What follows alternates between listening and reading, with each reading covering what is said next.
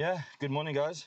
Welcome to Born to Roam Africa's live stream day 12 of our overlanding expeditions through Botswana, where we left Cape Town, South Africa, transited to Lesotho to activate the Starlink in order to be able to do this. And then we started live streaming from the Stockport border post, actually from Rhino Sanctuary.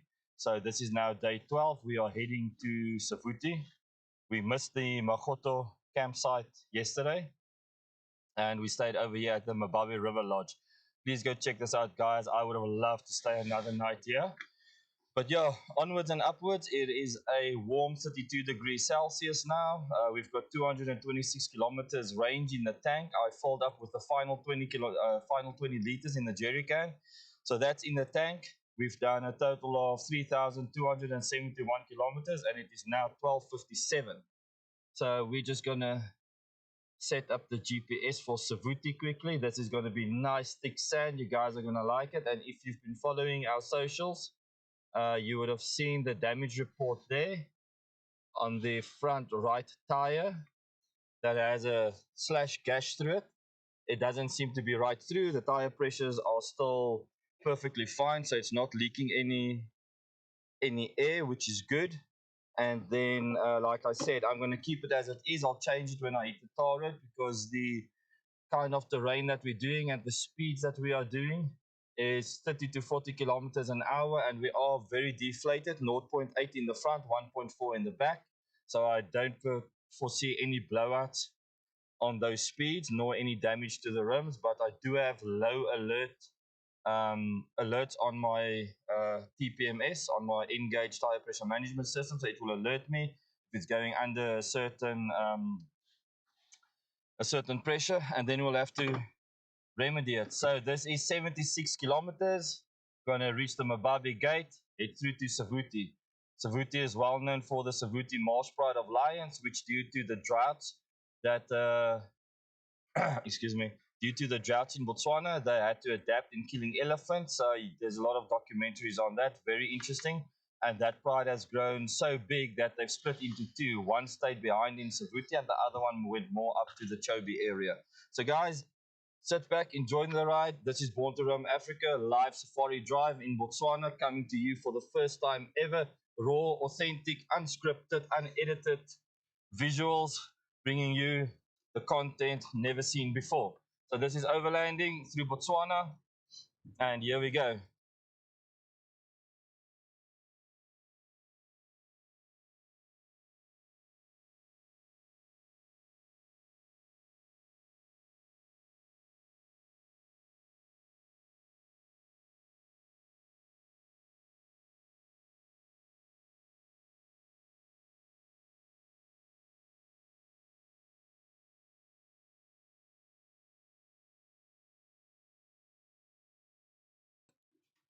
Yeah, so the Mababe River Lodge, very nice. It's not like a Chobe Safari Lodge, but there where the pool is and the open savanna of Africa is so beautiful. It is so great. I mean, it cost me 500 pula for my vehicle and myself and the campsite. And then for Antonio, it was 30 pula. So 530 pula a night for us. You have 220-volt electricity that works. You've got your own kitchenette with lights. You've got your own toilet facilities and your own shower facility. Everything is styled out. I've got that on video. That will be in my post-production series. But you've got hippo going off the whole night. We had a whole pack of hyena come past the lodge, past the swimming pool. There's a nice bar area. There's a restaurant area where you can have breakfast and supper and lunch. And it all overlooks the savannah. And then also you've got a pool lounge area and an indoor lounge area. So very nice.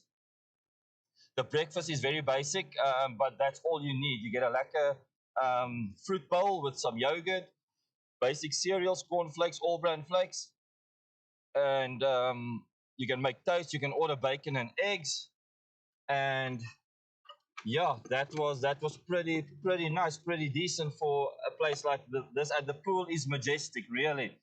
We sat there this morning doing some of our social media feeds, and I wanted to stay there the rest of the day. I needed one more day just relaxing there. I wanted to stay in the pool. The pool's got these concrete tables and seats you can sit in and just watch the giraffe and zebra and the elephants just go over the horizon where the sun comes up.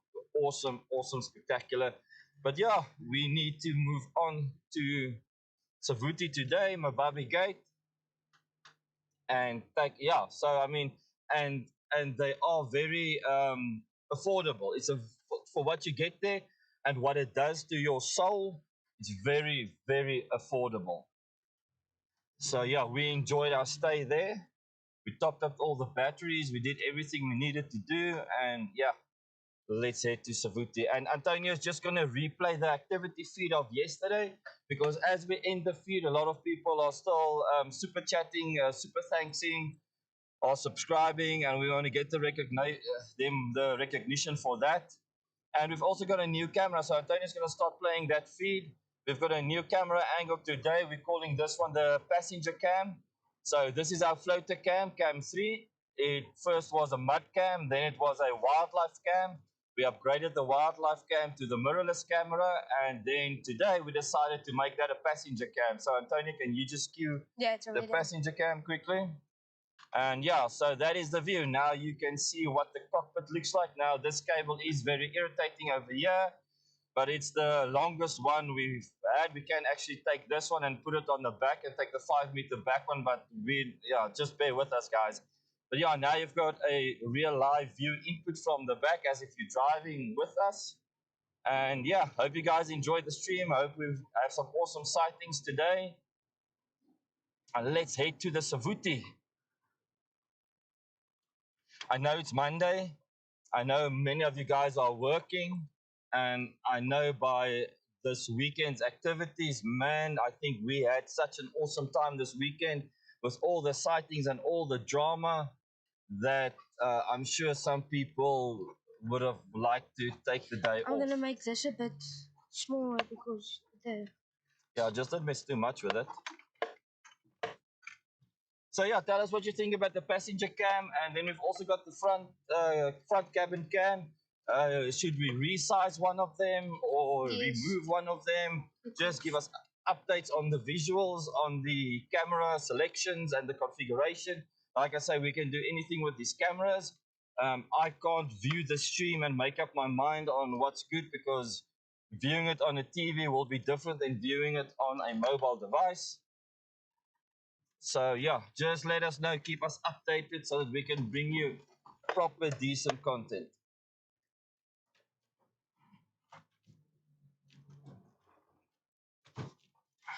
I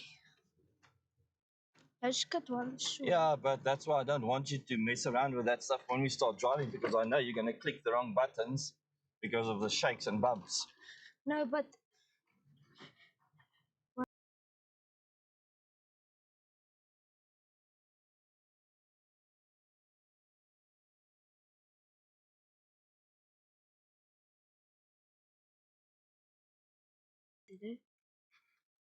It's going slowly through this ditch.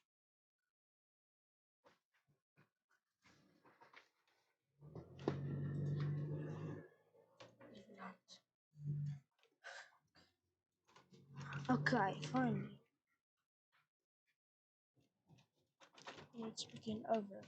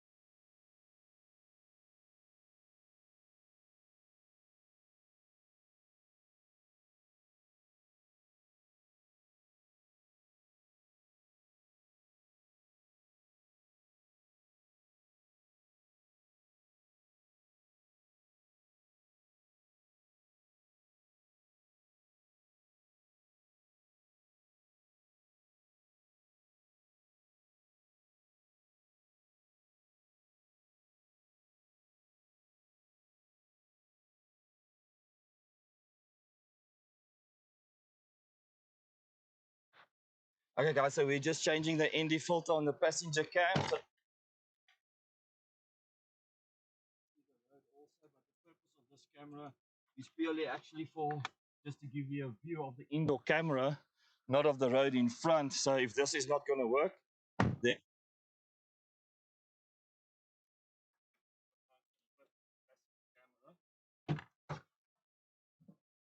so let's just go through the cams quickly. Go to that cam 4. Is that a bit better?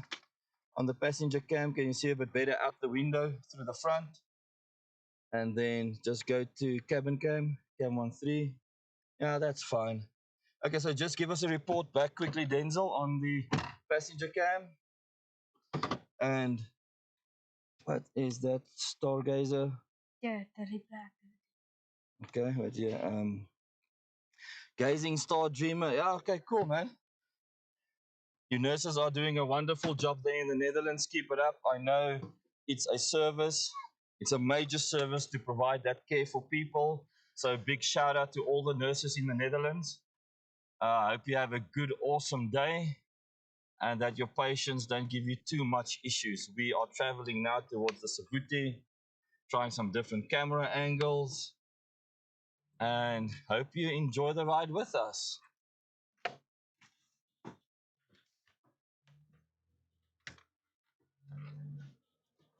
Hope we see some awesome sightings today.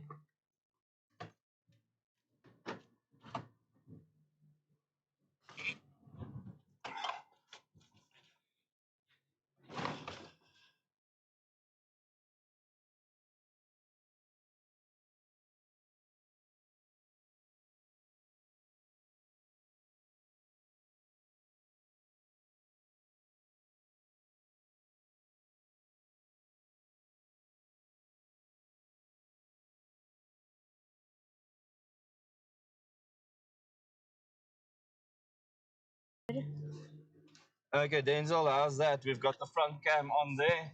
So we've got that side. We can also, I think, inverse it so that, yeah, the front cam is big and the. So Antonio, can you just quickly duplicate that? Or we'll do it later. Yeah, maybe just see if you can duplicate that camera 4. Just right click on it and click duplicate. Yeah. And then I think it will be a copy of that. Then you click on it.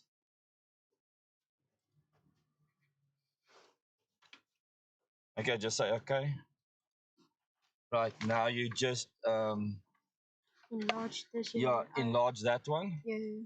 And then in the element side, you need to bring the one above the other one because it's layered. So now enlarge that one. Right.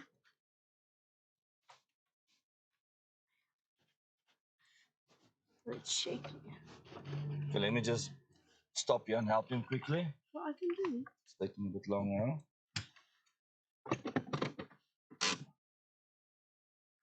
Okay, and then that one you make. No, leave it there, leave it there. Now you make it smaller. Where's that one? There, you're on top of it now. There. Yeah, no, leave that one there. Leave it like it is. Oh yeah, I can understand.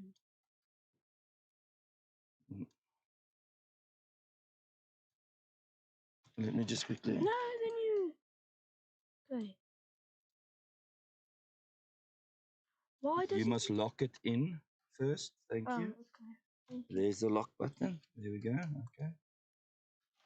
Let's see. Okay. The teenager just needs some instruction in how to operate the software. So yeah, guys, the software, it once you okay, so for all of you video editors out there that know DaVinci Resolve, there's a big learning curve. It's the same as with this software, but once you've gotten to use it and spent the time on it, then it becomes easy. So yeah, I mean, so I almost want to say, like, if you don't have time for DaVinci Resolve, you'll definitely not have time for this software because there's a big learning curve on it as well. It works and operate, but if you spend the time with it, then it becomes easy. And the thing is, you have to keep on using it, otherwise you start forgetting um, what everything does and how it works. So yeah, we've got different angles now, and hope you guys enjoy the backseat driving.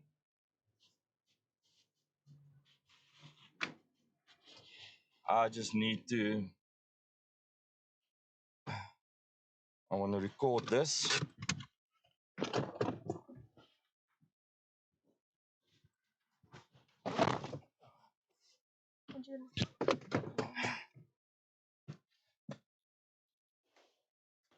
Okay, we are recording while I'm streaming. Okay. Hey Tana, welcome back. We've got you a backseat driver cam for all the backseat driving comments. So yeah, this floater camera of ours has been dubbed the mud cam, the wild cam, and today it is the passenger cam.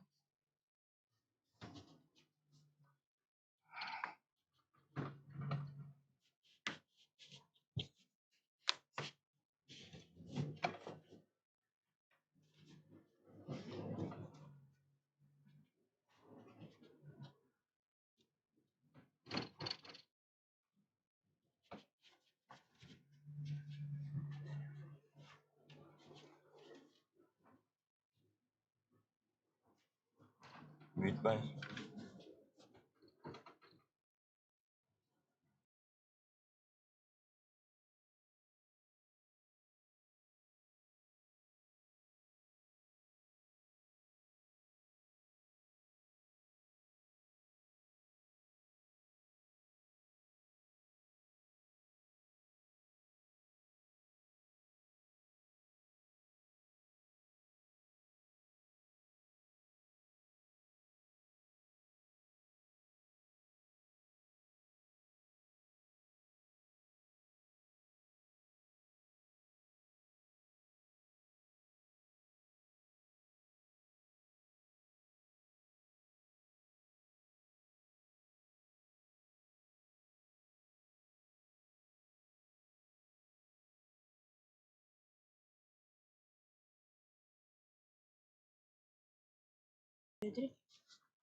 Yeah, so we didn't hear any lions. I think there was one.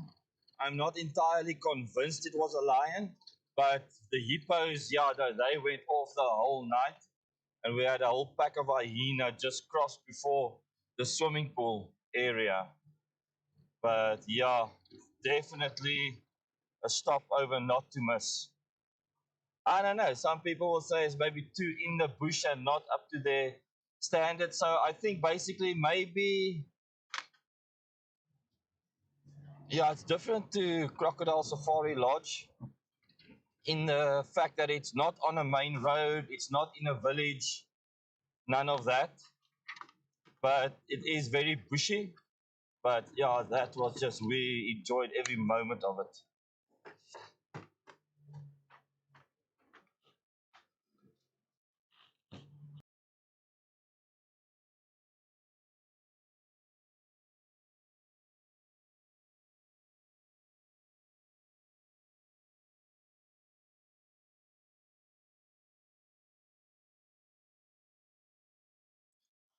Yeah, so Tana, really that stay over at this lodge is actually just what we needed to, recover, reset, and recalibrate ourselves. Really, it was actually such a blessing the way that the day turned out.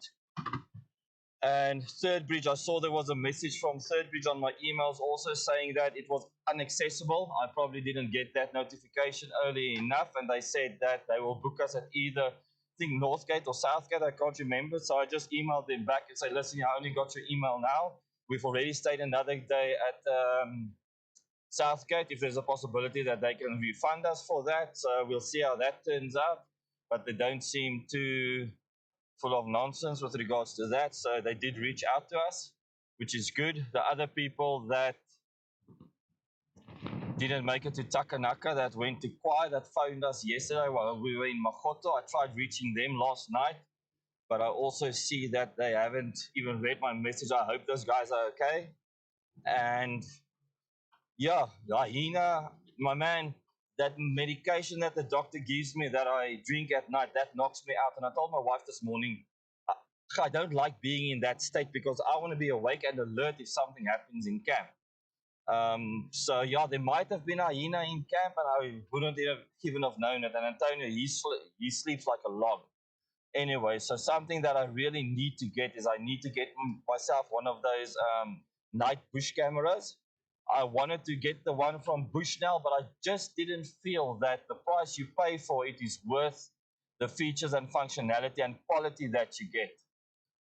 We met these guys now from Germany. Again, they also on their way to Savuti. They had some issues with their vehicle.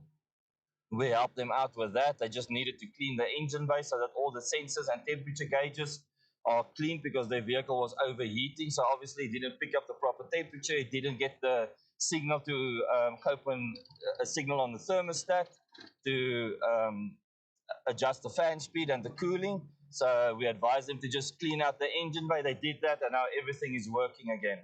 So yeah, now that guy bought a camera for I think $20 or something, and it's actually a 5K camera. And he showed me the image he got from hyena in the camp.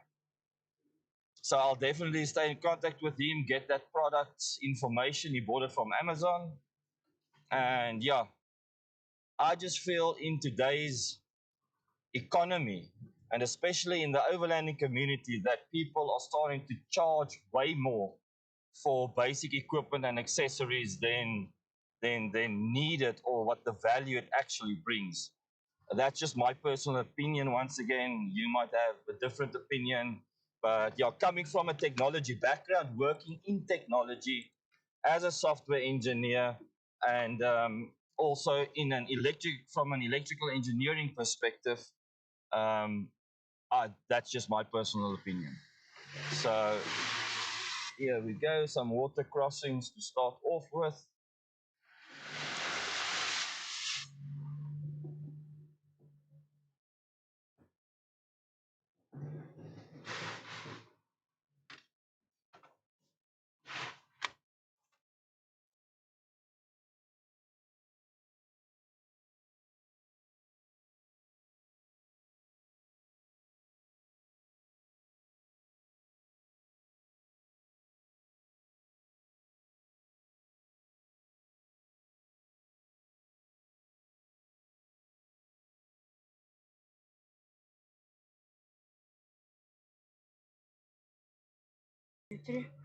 Yeah, no, Denzel, I fully understand that concept. And listen here, guys, most of these products that you buy gets manufactured in the exact same factory, obviously with one or two components that's a little bit less rugged or a little bit less durable, and that's how they then justify the lower prices. But most of them are made by the same people in the same factory.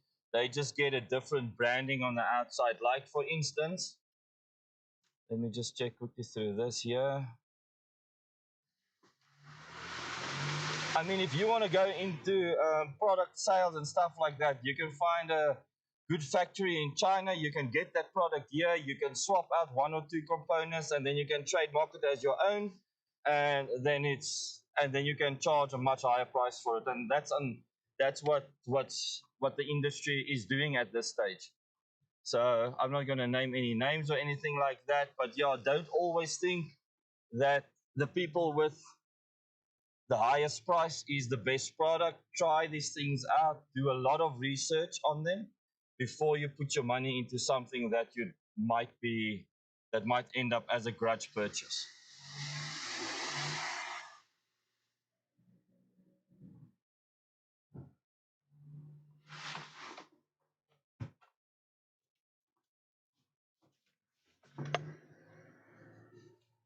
But yeah, this Joby Forest is something new, eh? Oh, it's something special.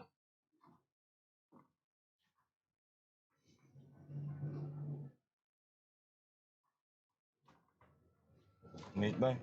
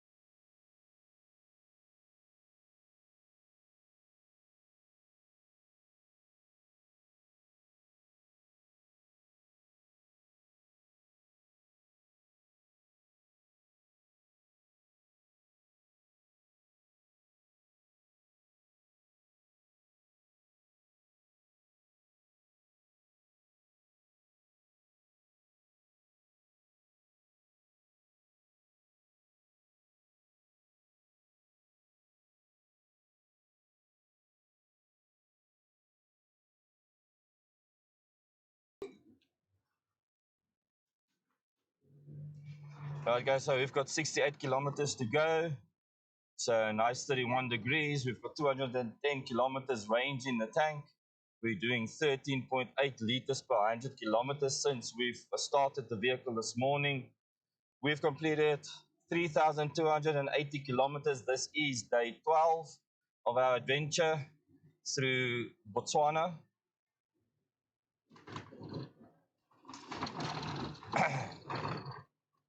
Yeah, just one thing for our giveaway, guys. I thought about it a bit last night. Now, we've got subscribers on YouTube that's been subscribers since the beginning, and then also on Instagram. But we are a bit unsure how many of those subscribers are stale subscribers, meaning they joined in the beginning and they're not really part of the stream or something like that, or they even have maybe stale YouTube accounts. So we don't want to fill the hat with stale messages or with stale names when we do the giveaway. So please, if you have not yet, go over to our Instagram, Born to Roam Africa social media platform. Look for the giveaway of the MPPT solar charger. Go there. And I see a lot of people have left a comment like done and stuff like that. So please go do that. Just leave any comment so that we know that you are not a stale follower or stale subscriber. I think the last time I checked, there were only 66 people that have left a comment there. So please go now. We will send this report out over our socials again to give you the best opportunity. But I don't want to muddy the waters with people that are not actually subscribed or interested in the giveaway, if that makes sense. Please, we can still communicate about this if you don't feel happy about it. But yeah, because then what we want to do is we want to take everyone that commented on that post and then check, okay, you've commented, which means you are interested in the giveaway. Then we check, are you an active follower? That's that tick box. And then are you subscribed on our YouTube channel?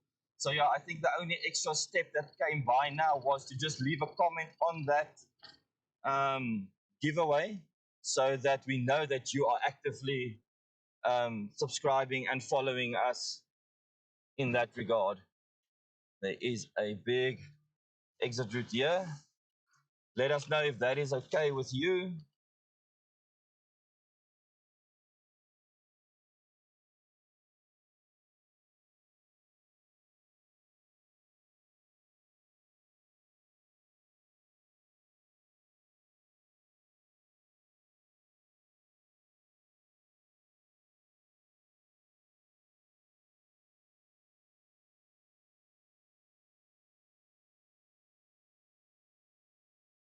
Three. Yeah, no, and I think that is a good investment to get a proper night camera because a lot of the activities happens in night in your camp while you're sleeping because the animals are very skittish. Number one for fire and human activity. If they are really hungry and predators, they will come for the food smell. So always, guys, when you go to bed at night, pack up everything. Don't leave any raw meat outside. Put it in a container, put it in your fridge, freezer, and clean up your dishes. Believe me, you don't want a bad situation with predators in your camp that's looking for food in your vehicle because you didn't pack it away properly, if that makes sense. And then we can all travel safely. Yo, there's a big waterhole. I wonder if there's hippos. Guys, want to go check it out? Let's see. It might be even an elephant grazing or getting water, but it's late in the afternoon again. Just look at this waterhole. No, it's 1 o'clock and we're 66.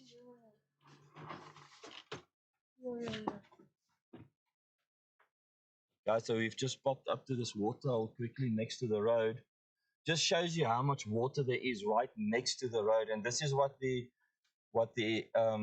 elephants and animals will use now to get water from, more than the man-made water pits that the lodges and campsites have been doing. But there's no activity here, nothing happening, so I'm not going to waste time here.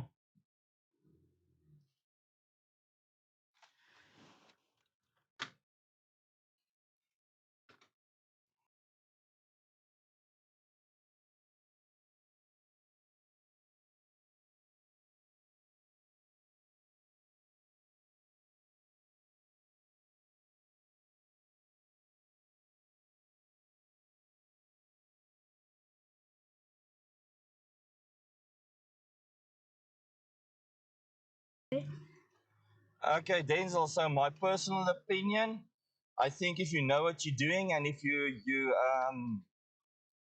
know what you're doing, if you know how to read the roads and the mud and the water, and you don't have a too big of a trailer, like I'm talking with a two-sleeper trailer, I'm sure you will be fine. I'm sure you won't have issues with one of those smaller two-sleepers.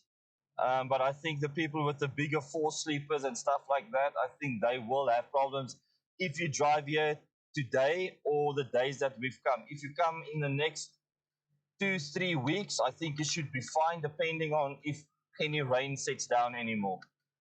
So yeah, my personal opinion, I don't like pulling trailers. In number one, it's a lot of money for an extra two wheels that you need to maintain, pay for, and also inflate and deflate, and you pay extra at the campsites for that trailer. And to be quite honest, the smallest trailer is almost a new vehicle's price, a new 4x4. And that thing doesn't even have a 4x4 train on the drivetrain on the rear axle. So you literally need to pull it through the sand and through the mud.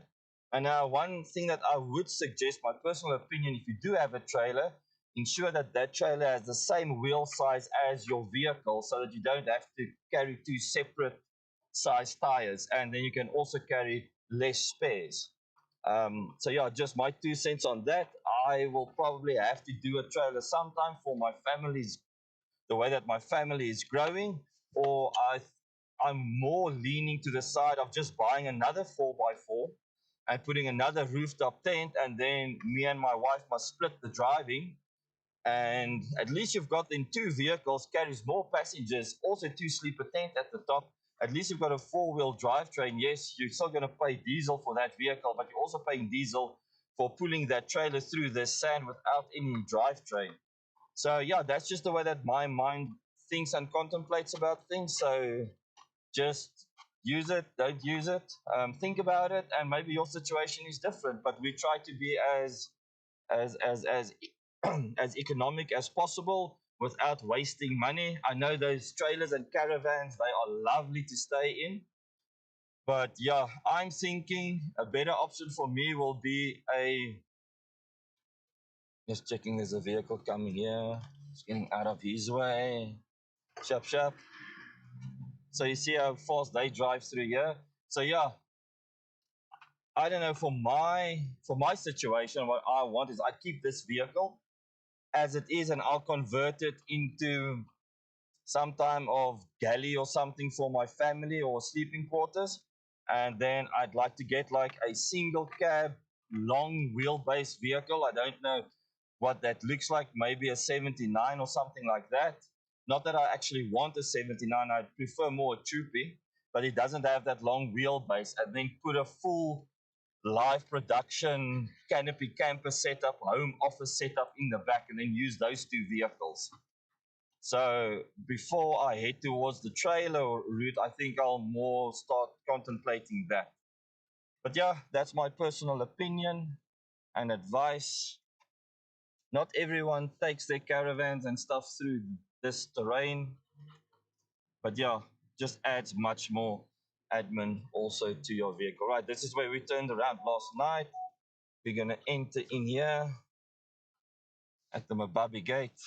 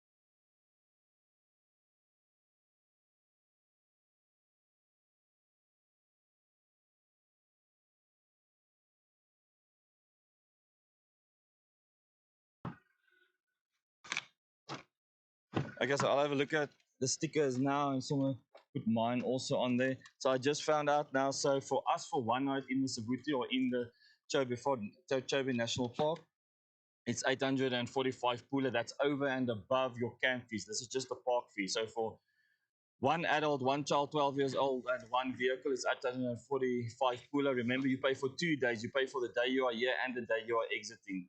And then if you had a trailer, it would have been 60 pula per day. So we would have paid another 120 pula. So yeah, just keep that in mind. Thank you.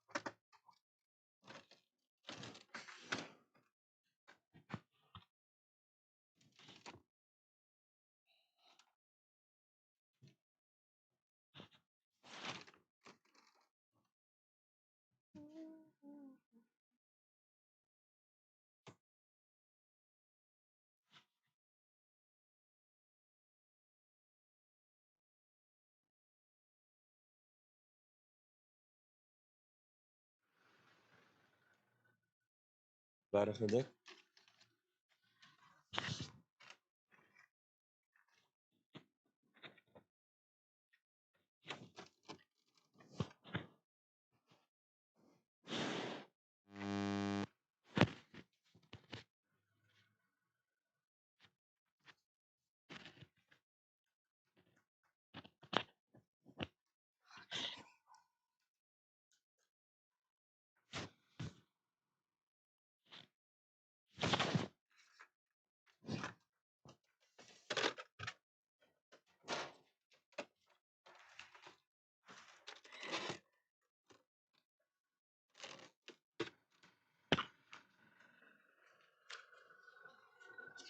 Where did Denzel say his was? I don't know. Huh? Wat was al gesê?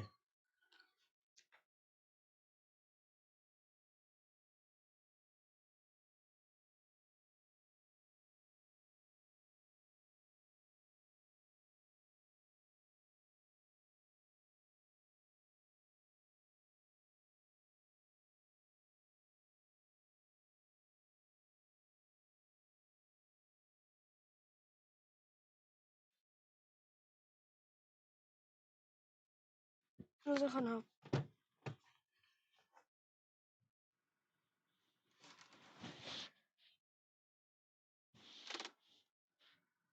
Oh.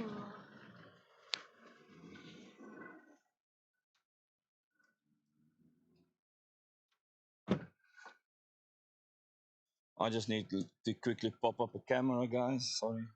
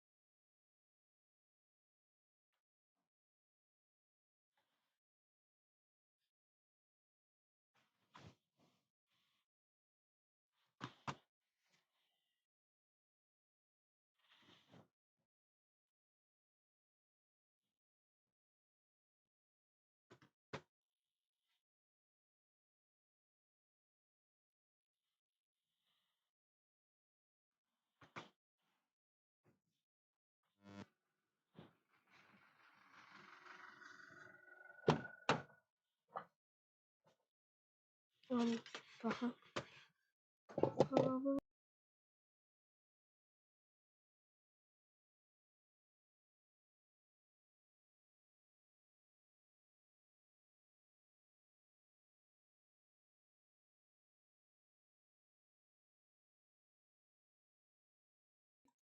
Yeah, Denzel, I had a look there now. They've removed all the stickers. I think I only saw 2 stickers over there.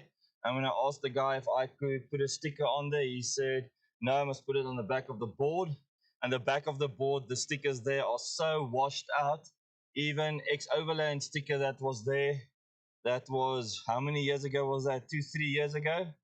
I know yours are sooner, but yeah, it's all washed out completely. So I'm just going to do this drive by and drive through. I must put that in the just for the post production stuff. Right.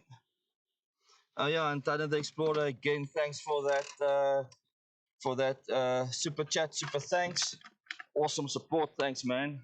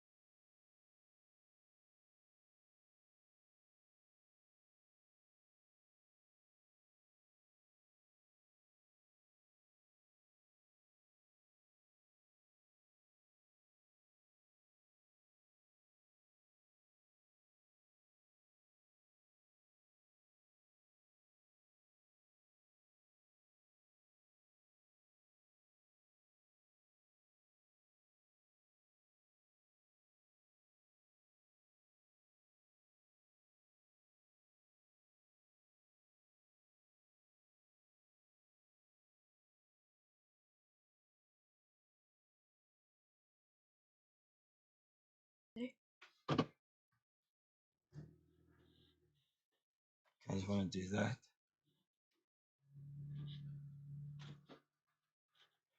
Driving through the gate. And then I have to go get my camera. I'm not forgetting it. Just need to stop here. Yeah, guys, this is what it's like when you want to get content.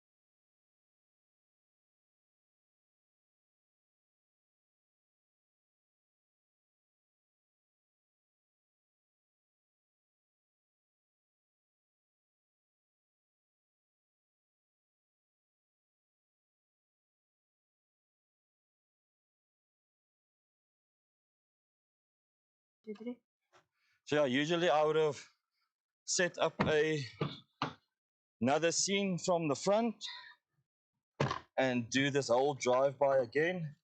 But yeah, we'll use what we have. I just want to, yeah, just get the Recording going on the top cam.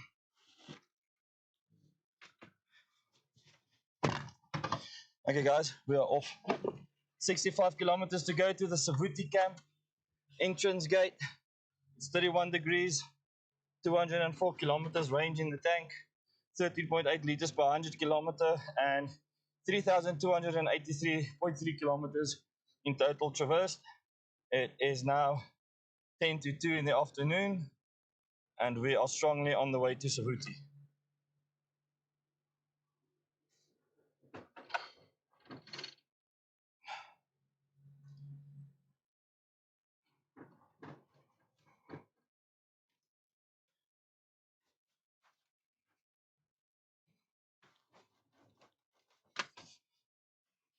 Savuti. I want to check what the other side of this board says.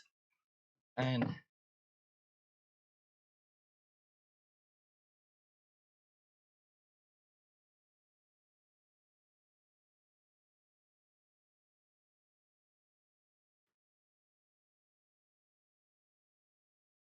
okay, yeah, that's good.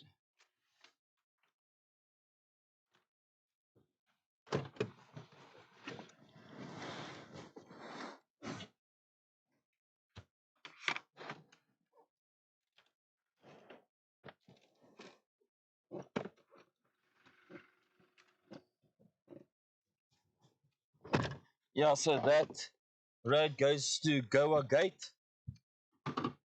Savuti Goa Gate.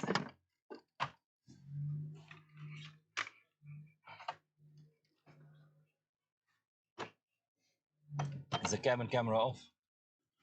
Yes. No, I'm not on it. What, what's up? Oh. You think the SD card is full? Just check if it's working. Yep. Okay.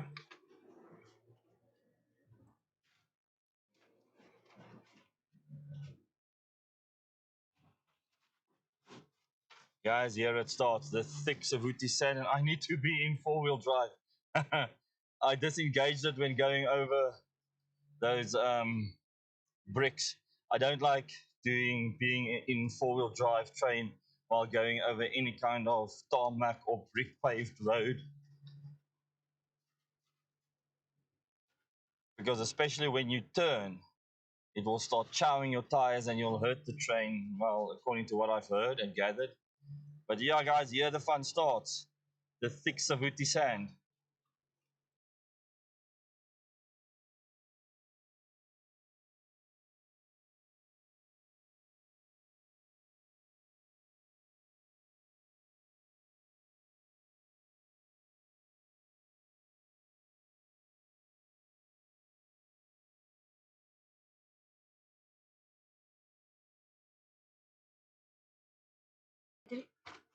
Um, yeah, so the mileage on the vehicle now is 43,510 kilometers.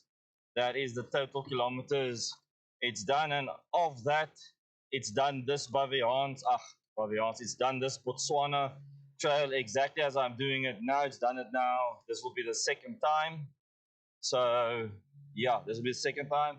And also of that, it's done the Bavians Kloof that we did, and also some local camping. And then Popo. Yeah, so 43,511 kilometers, 2023 model. I work from home, so all the kilometers that's on here is overlanding and long distance mainly.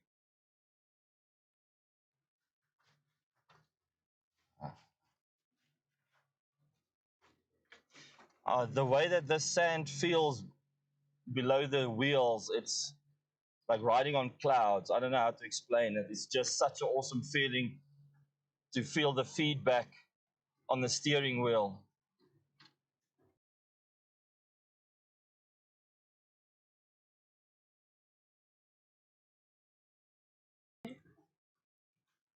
Yeah, no, definitely. It is still brand new. Like I said, it's a 2023 model, so it's 3 years old.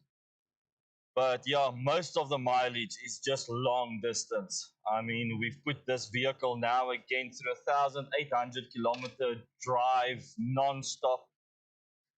besides stopping at borders and fuel stations and at that one place in Lesotho where we wanted to have a 3 hour sleep and I couldn't. I just lost.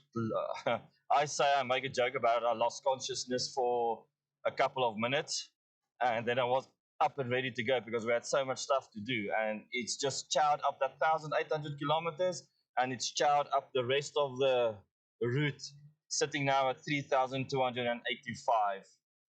And this is going to be a long, fun day in the sand.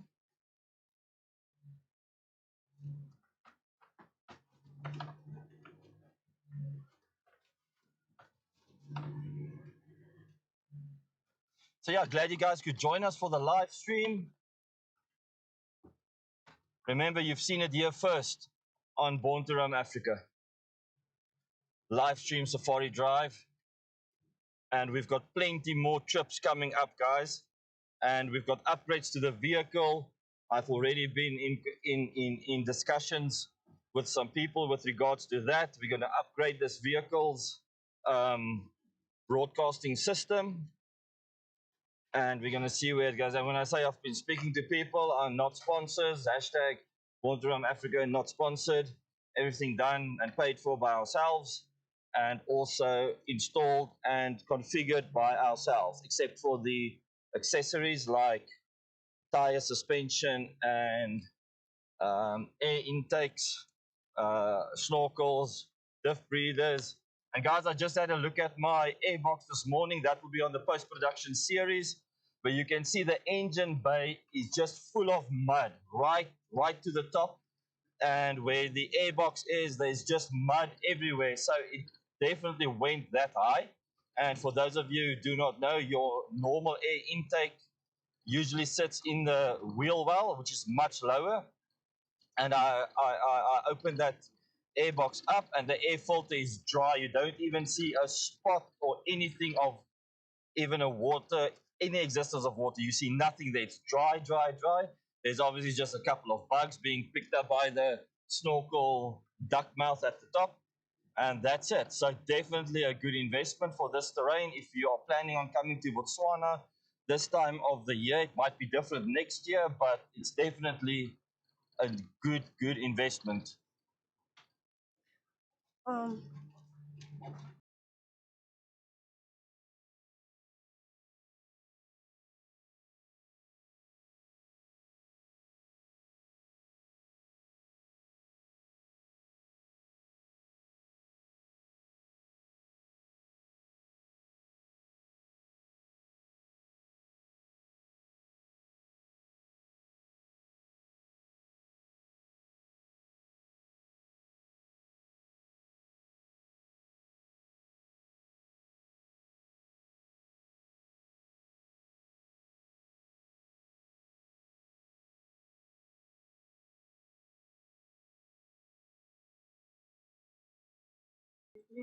Yeah, but you guys must remember you are using your vehicles for business purposes also.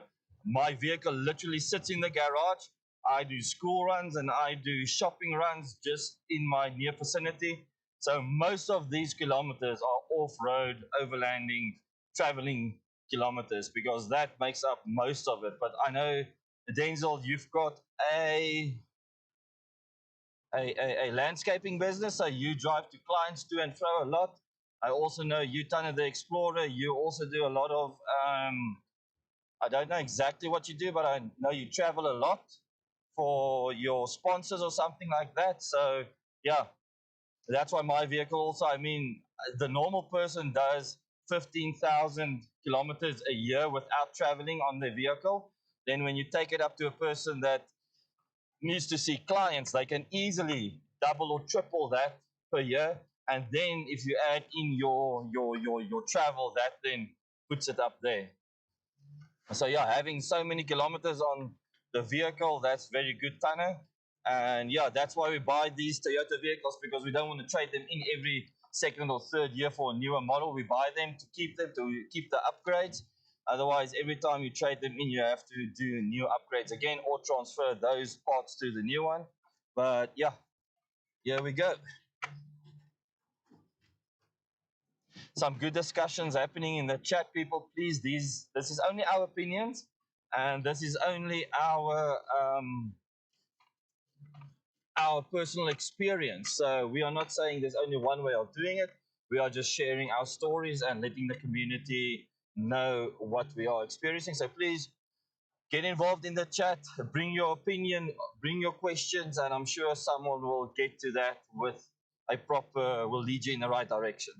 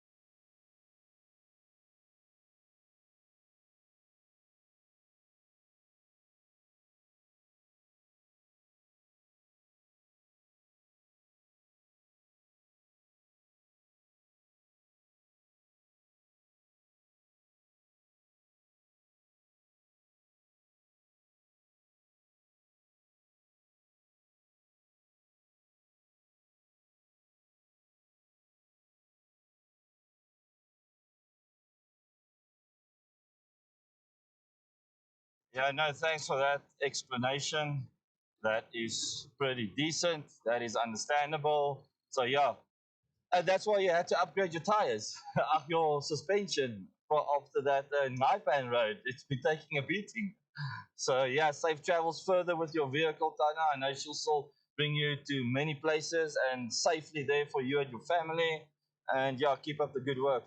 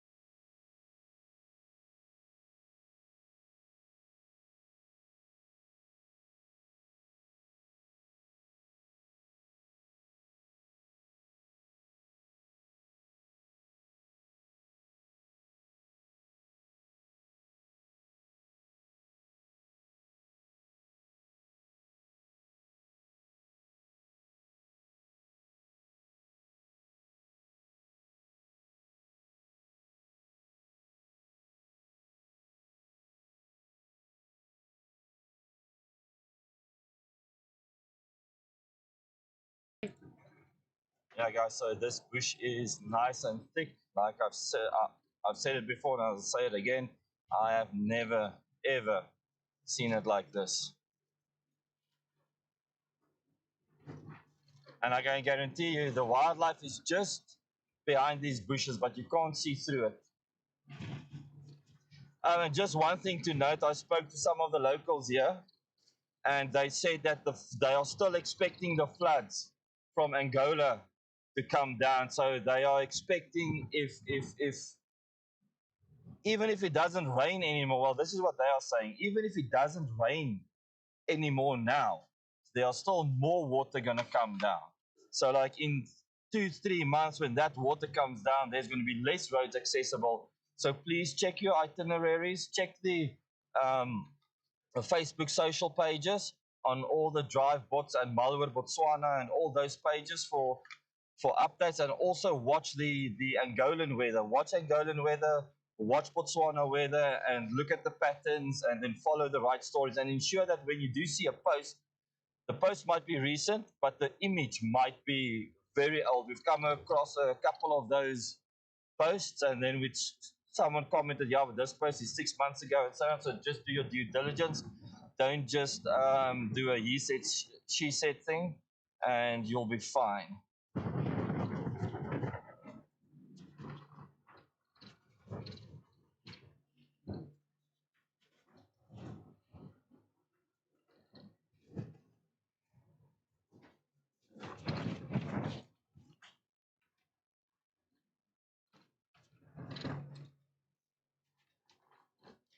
I will look for the lions under the tree. Oh.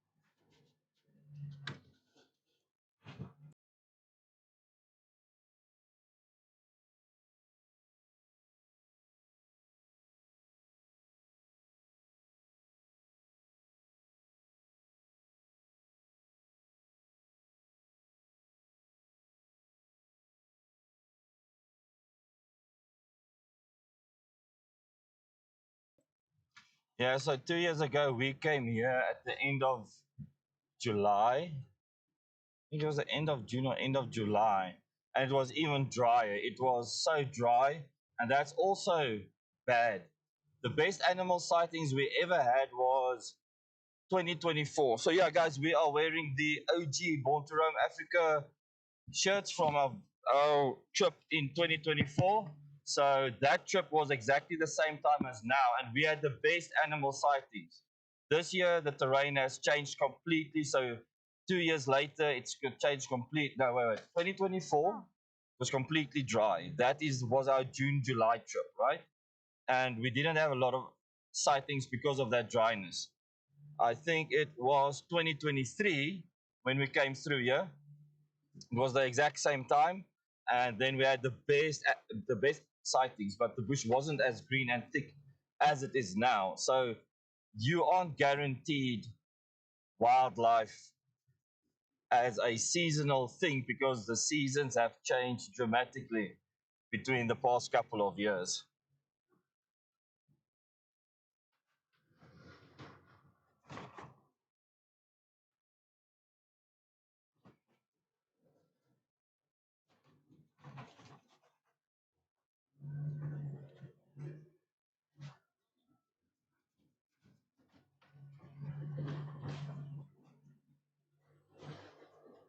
Okay.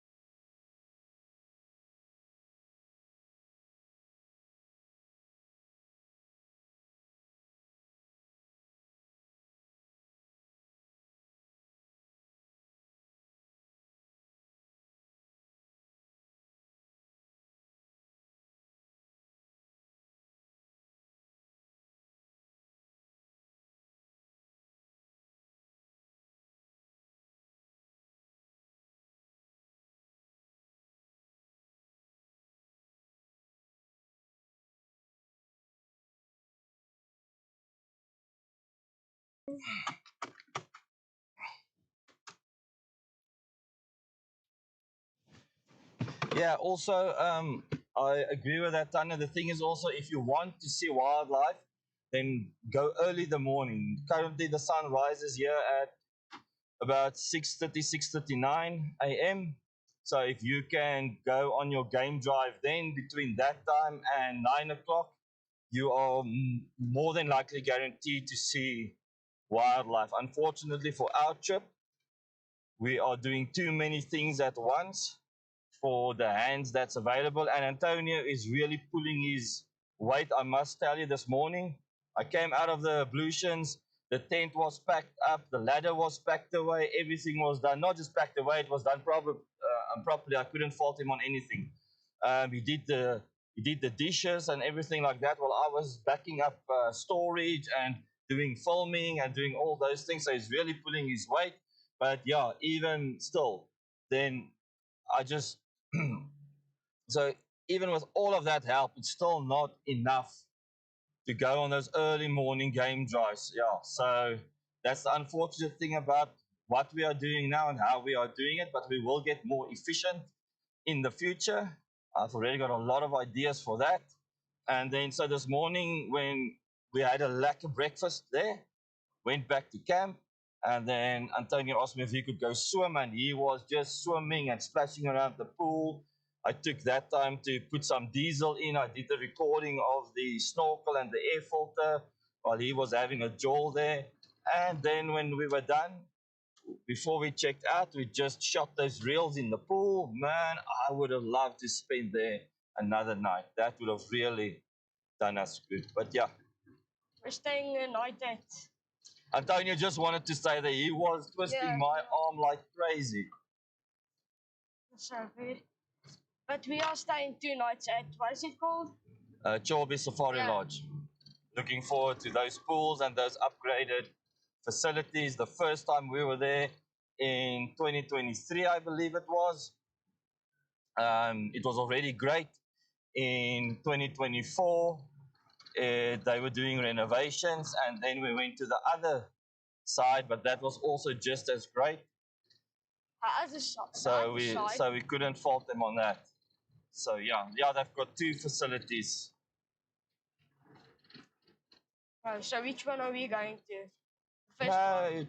You go to the one place, and it's both there. Oh. You can go to the one pool or the other pool, the one restaurant bar or the other restaurant. Oh, okay. So the one night we're going to the one and the other. You don't have to do it like that. You can just do whatever you want to. Oh. But the first night we're just gonna relax in camp, maybe do a sunset sundowner with you guys, and then the next night we're going to do a sunset cruise on the Chobe River.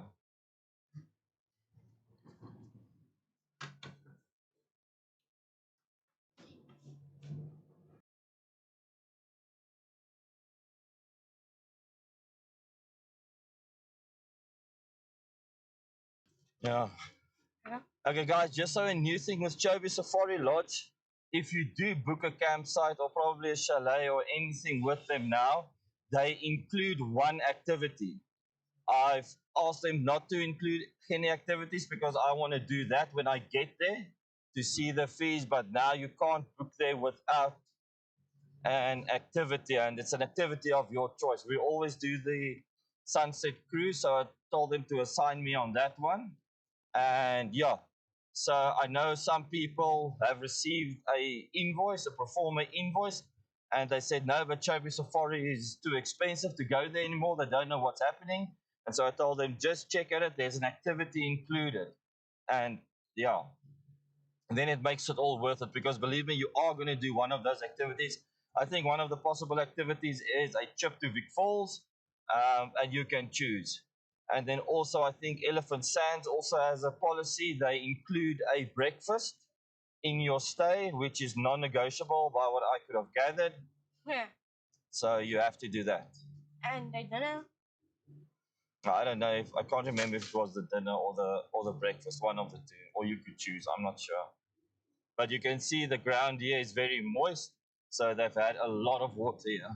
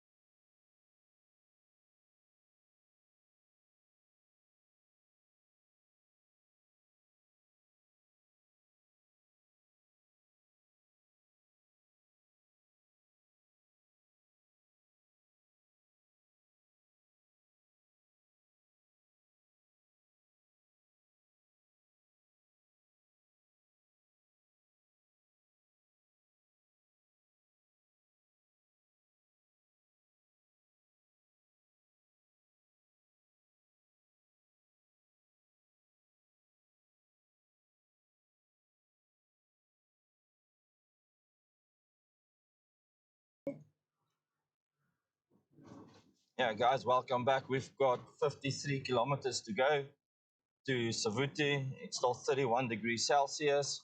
We're still doing 13.8 liters per 100 kilometers, and we've completed 3,295 kilometers in our 12-day trip so far from South Africa through Botswana, detouring Lesotho for Starlink reactivation.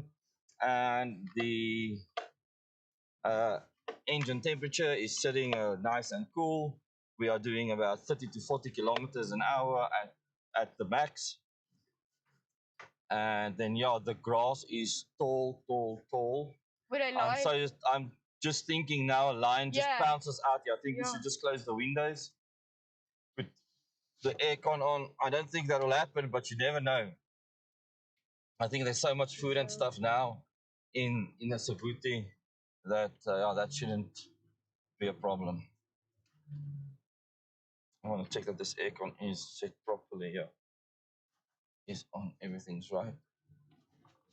There we go. Meet me.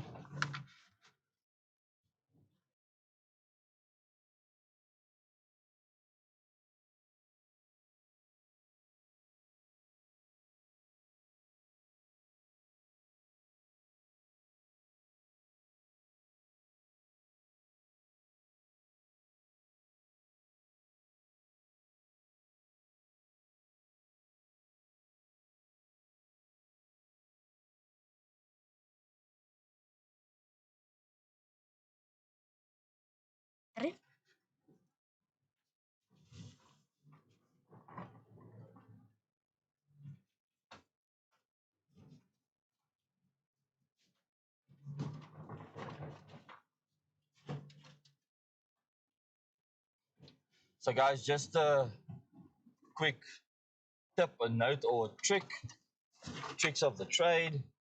On these DJI cameras that I've got, there's a pre-recording session. So if you're driving like this and you don't want to record all the way through, you just go to the top left, you click on the button, you select pre-record, and you can select the amount of seconds, 5, 10, 15, 20. I usually do a 10-second loop. That means it takes a piece of the memory and it loop records for 10 seconds. So that if something happens, you just press the record button, then it's got that 10-second buffer pre the occurrence already in it. That does take up a little bit more battery power because it's in that pre-record 10-second or 15-second loop the whole time. But when something happens, at least you just click the button and you didn't miss it. So yeah, just a pro tip over there for your content creators. Now you see there's a that looks. No, but this is not a bad route. No, that looks very bad there. That looks very deep. No, but And to the right also. I will not put my vehicle's wheels through there. And the right looks like it might be cracking through of the dryness, but it might also be like on the salt pans. It looks dry on the top, it starts cracking. And here, someone's trailer. Someone lost a trailer here. And this was very recent. Let me show you guys. I don't know how recent, maybe within a year. But yeah, let me show you guys.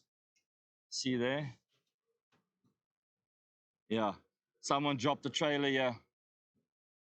Probably broke the axle, but it's not been standing here for too long. Do not underestimate Botswana. When you see people driving through here and make it look easy, they've done the due diligence of putting on the right equipment and the right accessories, and they've done pre-trip inspections on their vehicles to ensure that they are ready. So accidents do happen. You can do as much planning and safety mitigation, but if it happens, it happens. So yeah, let that just be a reminder to you all.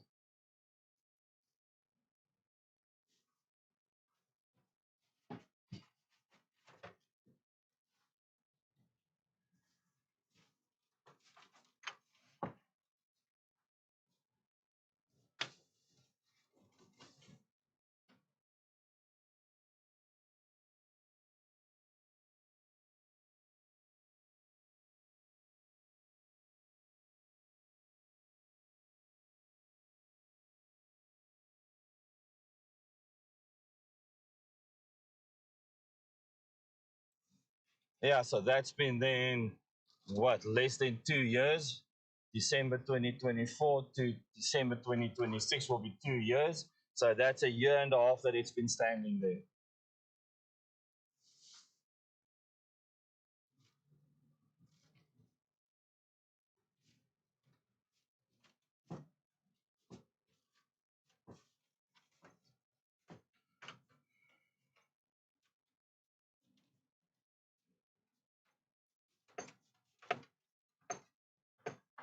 Just see if any other cars coming this way.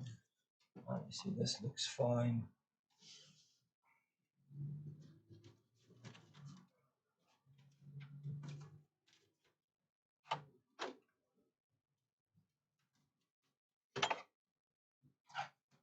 Guys, if you are watching and you are lurking in the background, just pop a message in the live stream, just lurking, so that we know who's all in the live stream. Hashtag lurking. No problem with that. None at all.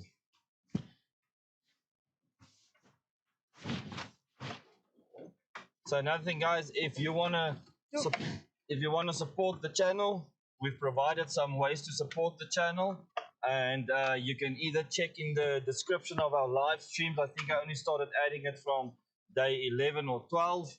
There's a link to our Patreon page. You can join up as a free member. You can join up one of the tiered memberships. At this moment, there's no special gifting for a paid membership because we don't want to hide our content from our viewers at this stage. We will, in the future, we will probably give some merch away or something like that, or some special behind the scenes things. But yeah, I don't want to hide content from my community. That's just a way for you to support the channel's raw authenticity that we bring to you live, so that we don't become a biased channel due to influences from sponsors. And yeah, so just want to put that out there. And then also another thing, you can also join Tana the Explorer and even Bounce and Star Dream Gazer. Oh, please, Charlton, change your name. I keep on botching that one up.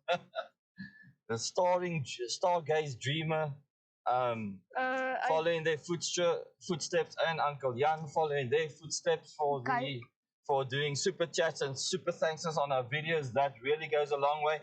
And even more than that, even more than a financial support, share it with your friends. Like, comment, and share. That also helps the channel a lot. It doesn't always have to be a financial support. You can just do a proper like, share, and subscribe, and hit the notification bell to be updated, and follow us on our other socials also. You can also head over to our Born to Roam Africa website. That is Born to Roam with a 2, not a T-O, borntoroamafrica.co.za.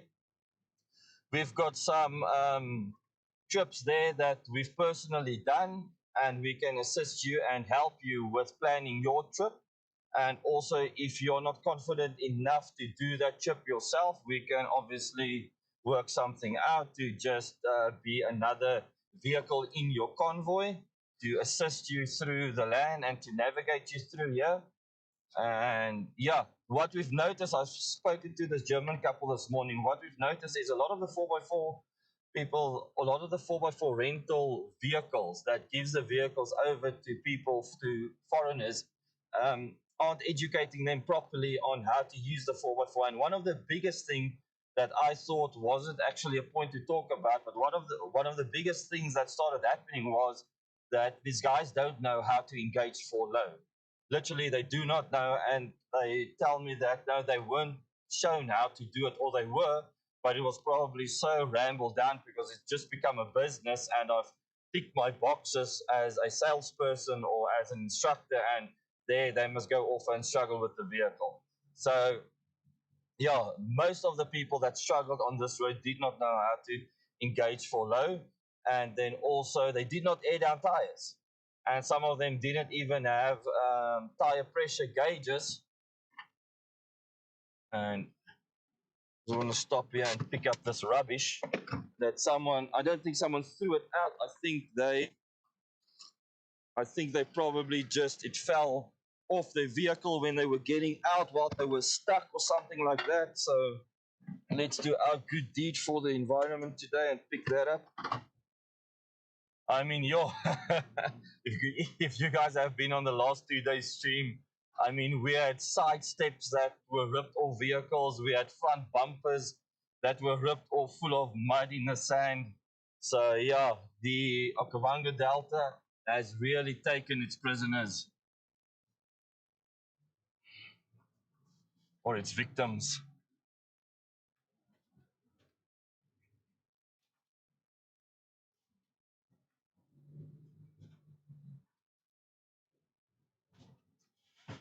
So, I just want to stop again quickly because now I just want to stop the recording so I don't want my SD cards to get too full.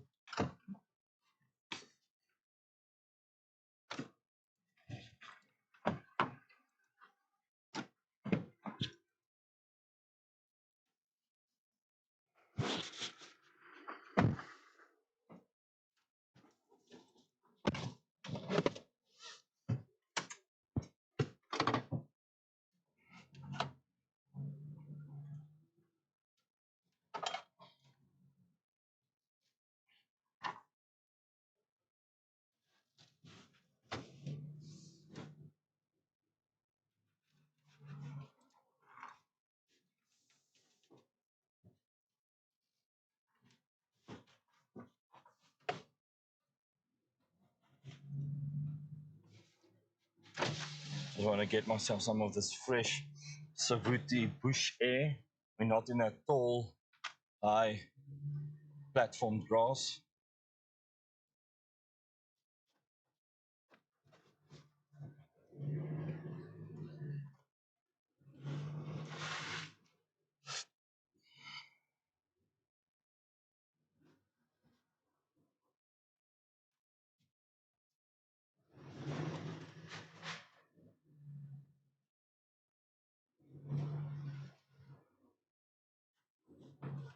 Ah, boom, boom. Here we go. Now, usually in the dry season, you get it like this, but it's thick sand. So the water has now compressed all the sand, and it's a bit harder, more like a soft gravel road that you're driving on. But yeah, in the dry season, it's just thick sand, and I miss that actually Why? because I like it. I like feeling that thick sand underneath the wheels. Oh.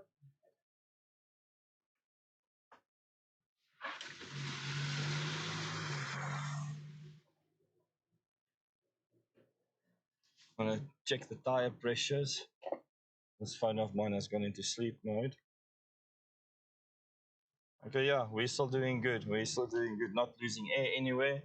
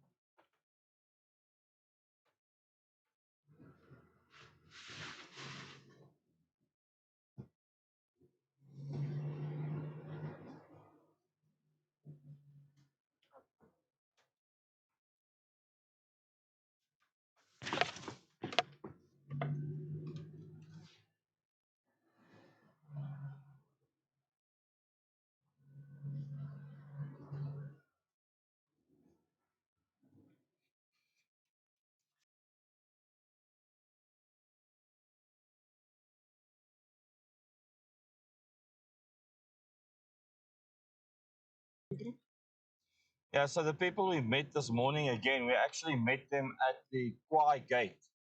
Uh, just a young couple from Germany, and they were actually also going to Makoto yesterday. I think it was yesterday or the day before, but No, I think they yesterday. slept there yesterday. And yeah, they actually made it. And I was like, but how did you go? And he said they spent the whole day trying all those different routes, getting stuck in the mud. It was not a good day for them. They were just going forward and back, forward and back, forward and back, forward and back, and then they look for another route, forward and back, forward and that's the whole day. And yeah, that's exactly what I said. I'm not going to take my vehicle in those marshlands the whole time and look for a crossing that is viable. It's dangerous and it can damage your vehicle.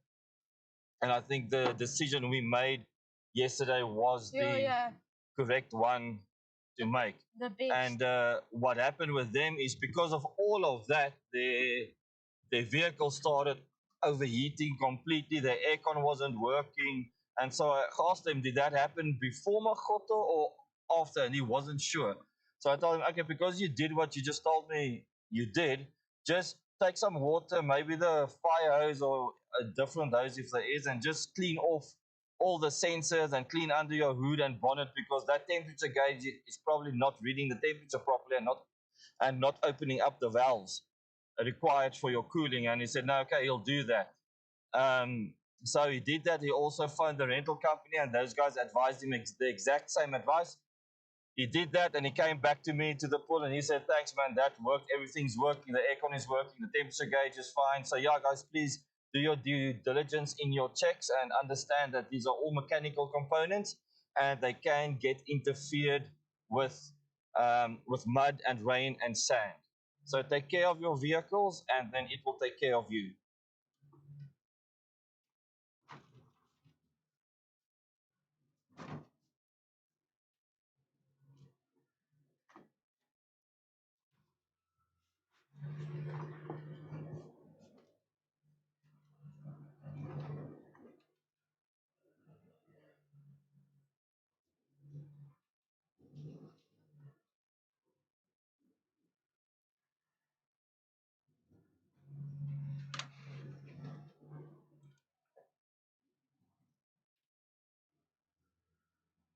Mute me.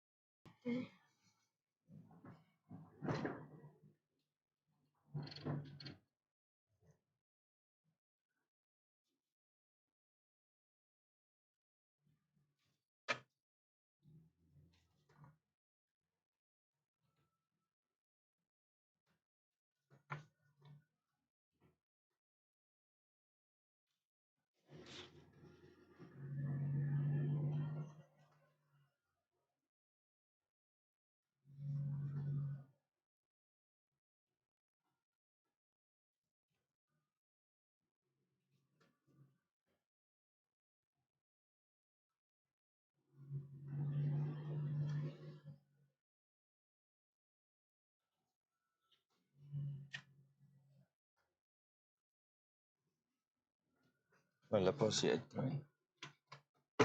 Sorry, guys, my lips are so dry and it's been like this for a while. Actually, cracked completely. Oops.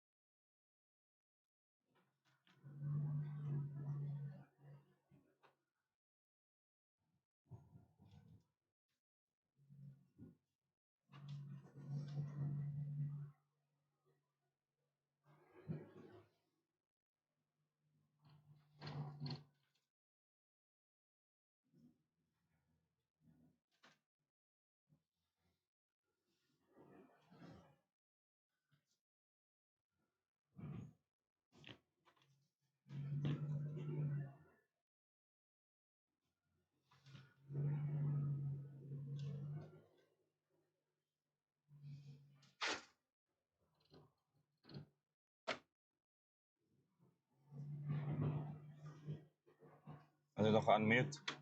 Ja.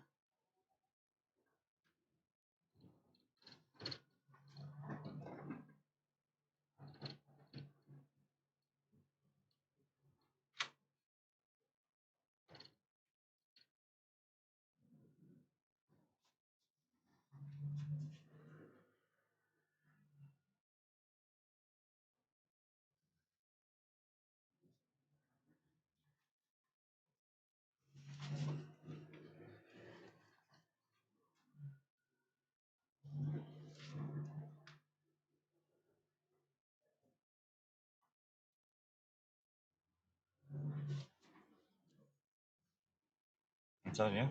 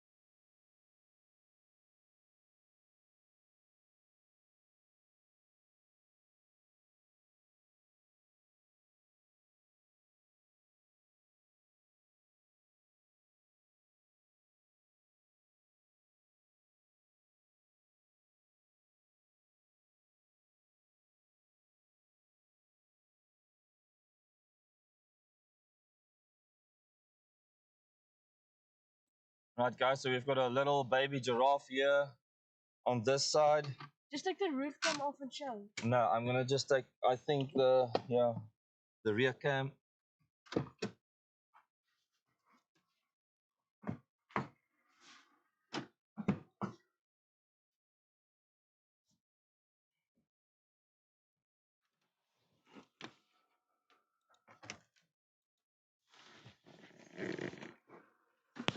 Let's take this.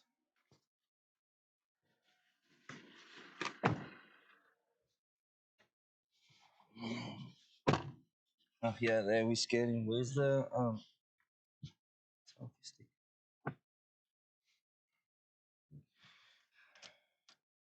Just give me the DJI foot quickly. Don't put it on this camera. Put it on cam 1. So busy with this camera.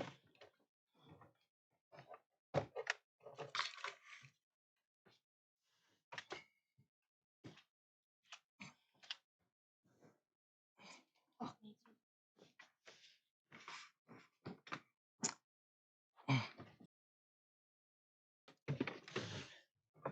Hey guys, I've just spotted a giraffe. I think in my first Botswana video with this vehicle, I think this is the same road that we got the giraffe. So let me just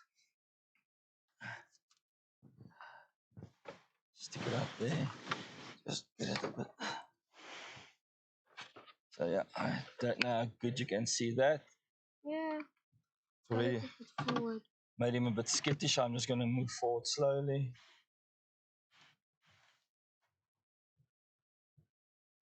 So this has been dubbed the wild cam. I don't have my mirrorless with me now.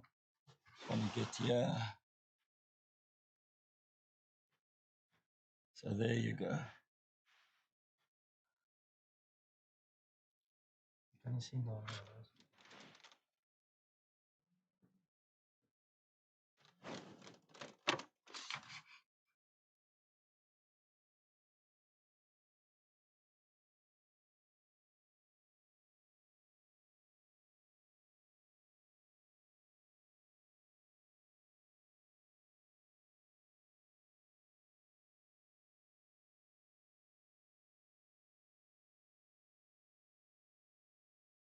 There we go. So there we go.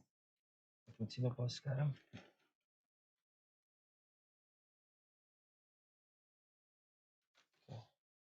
Yeah, he's about 50 meters, 35 meters away from us. Probably looks much further.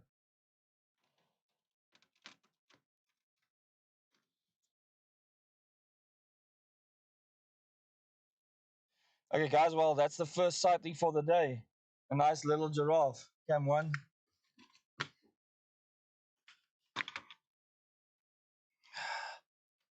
Let's keep on trucking with the TRUCK.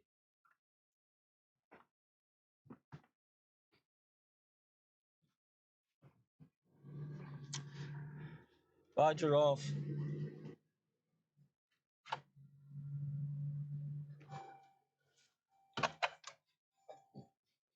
That's just my safety belt.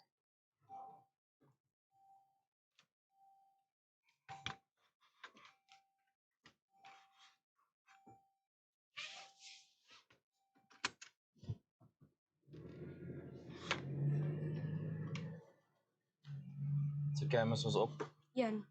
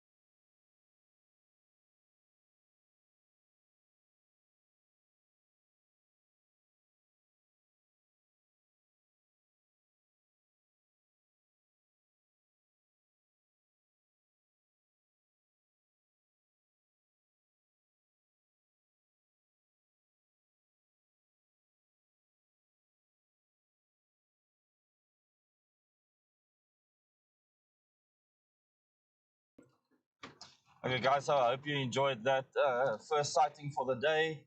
I used the Wildcam, which was named Wildcam by Tanner the Explorer. And yeah, I didn't upgrade it now to my mirrorless zoom lens because I didn't expect it, and I don't have the zoom lens on there.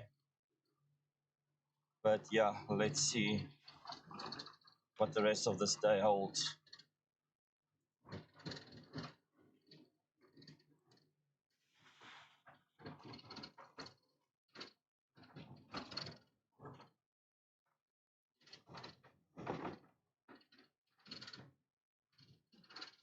And also the zoom lens is very difficult for me to manage because as soon as I put in the HDMI feed, then I lose all visibility from the built-in display on the camera, and I have to look over my shoulder on the monitor, and the monitor is also very dark.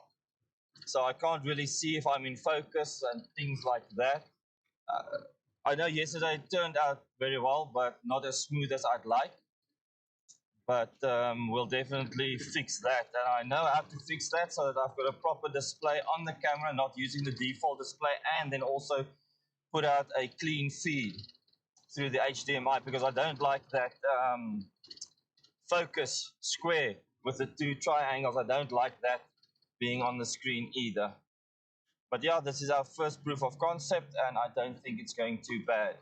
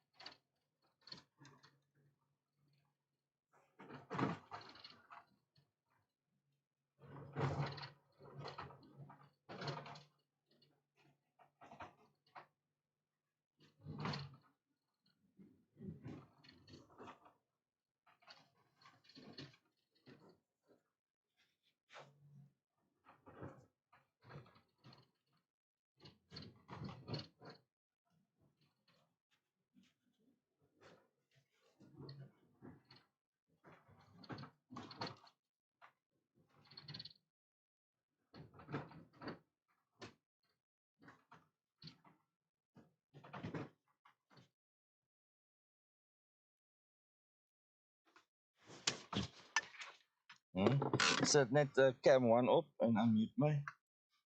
Wat is gaan? Oh, as ek gemute. Okay, guys, I'm just picking up some more trash next to the road. I'm going to keep this place as clean as possible.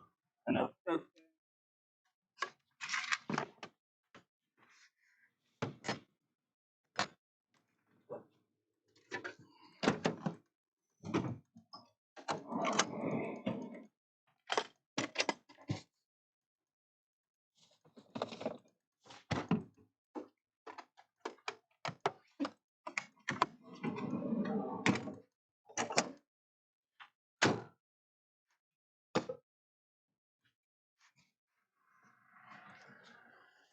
cam 1 only.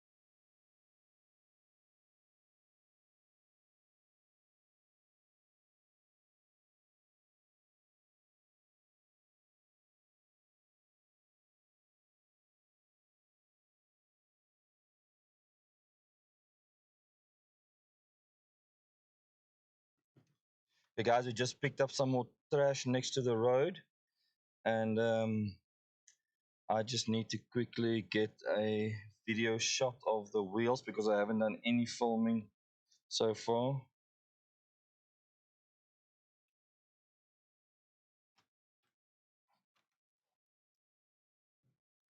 And where's the cap?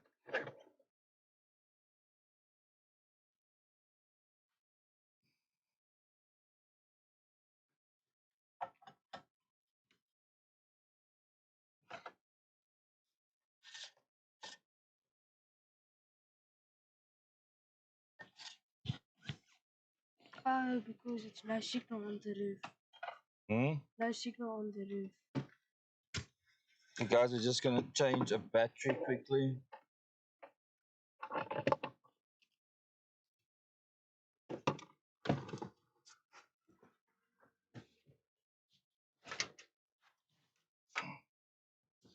Okay, let's do a complete. Okay, first do this one. Get me a battery, please. Unmute me. Okay, just unmute. Guys, just battery rotation will get cam 1 up and going immediately for you. Put that one away. Nice. Okay.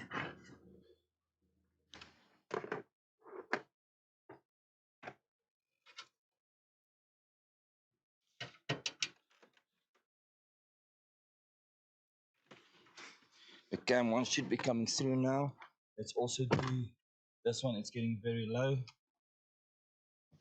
This one is also getting low. Yeah, I'm going to do all of them now. So give me a battery named 2.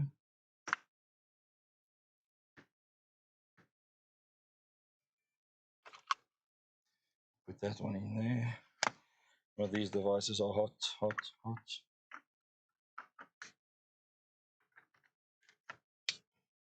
Accumulating heat. And then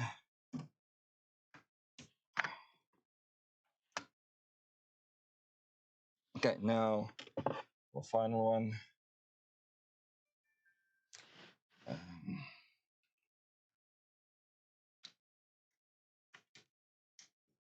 Is that a 3? Awesome. Sharp, sharp, milli pop.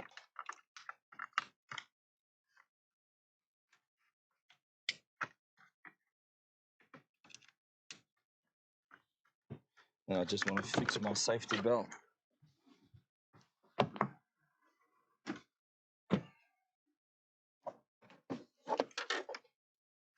Tony, can you just take here, please?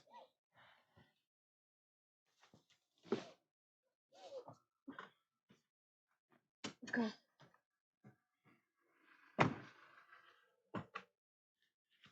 Okay.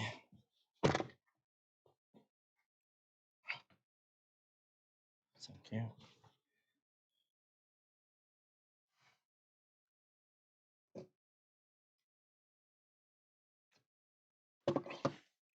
It said the was in deep. Yeah, that means display mode, and this one is not.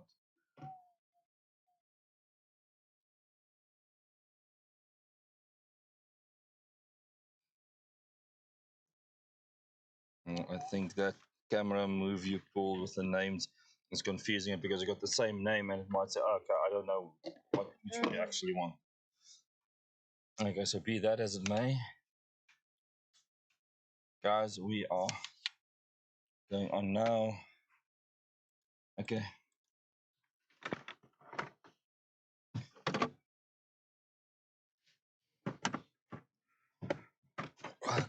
Okay, guys, so we are back online. Just putting the cab cam on now.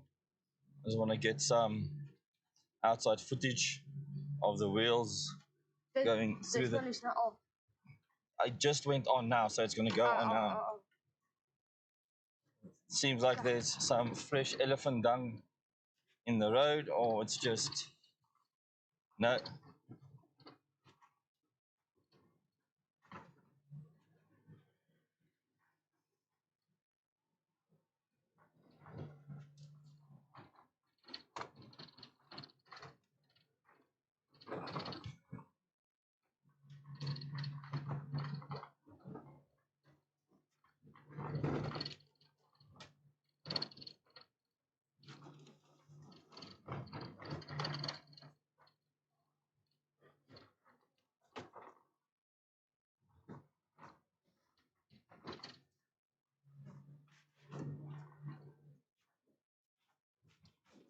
Whoopsie.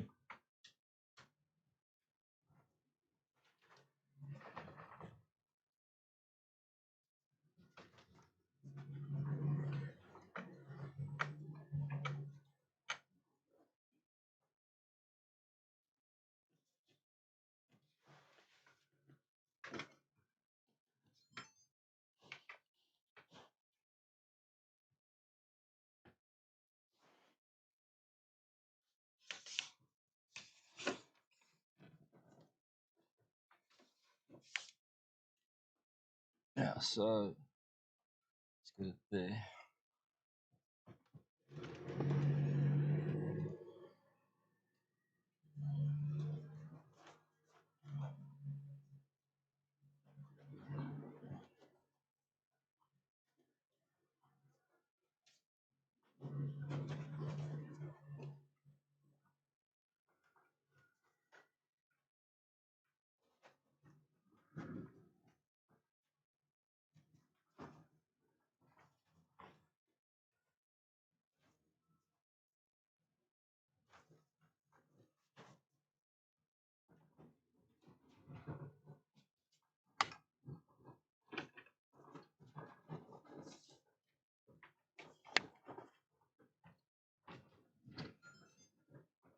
Cam one only.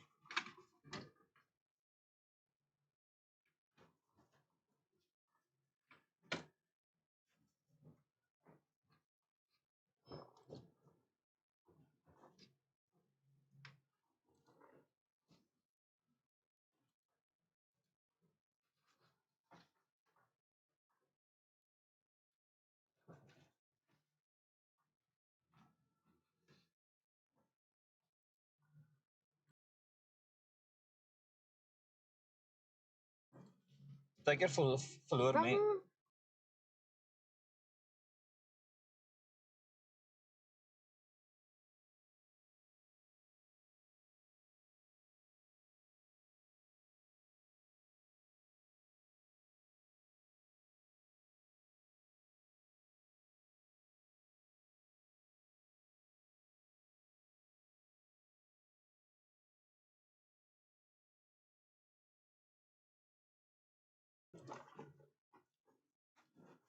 Guys, this bush is thick and beautiful. The smells are amazing, and we are just enjoying every moment of it.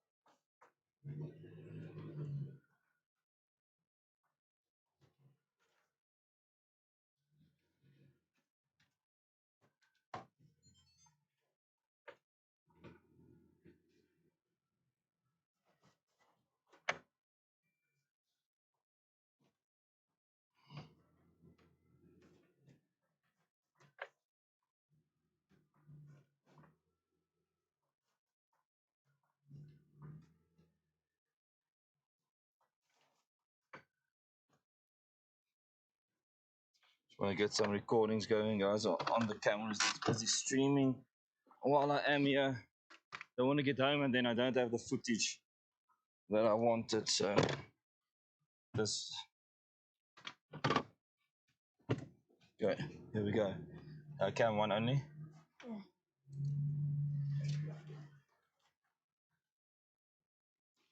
Okay, go. Mute.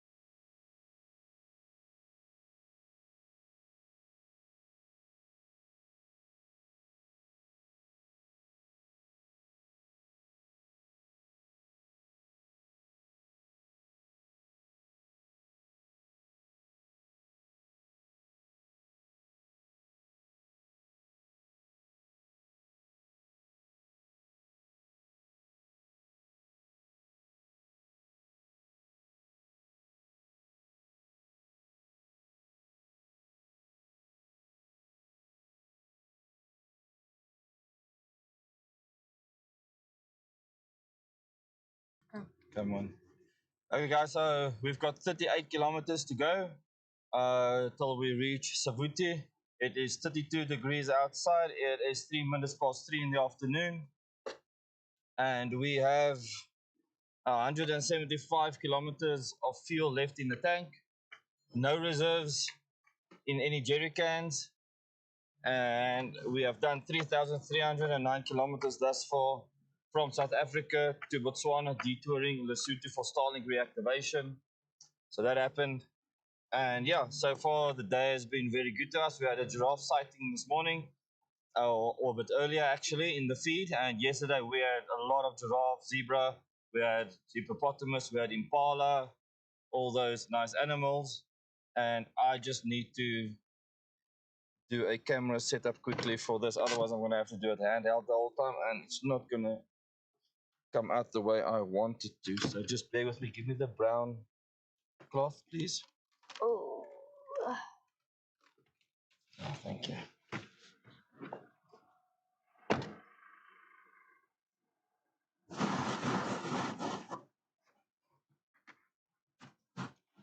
Tissue.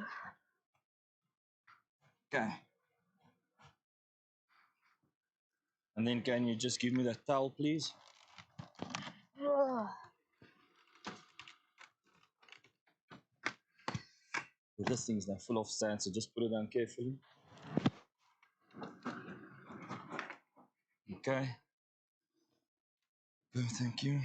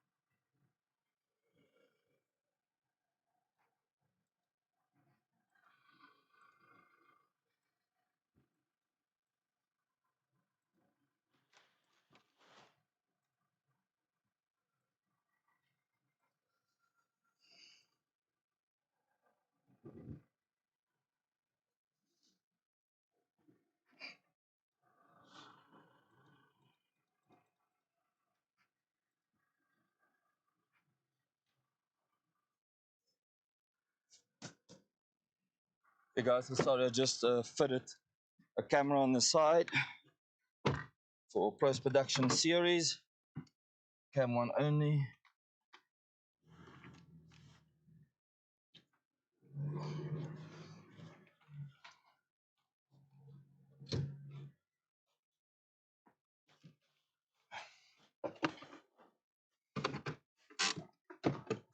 Just check that this camera is still up after eating that.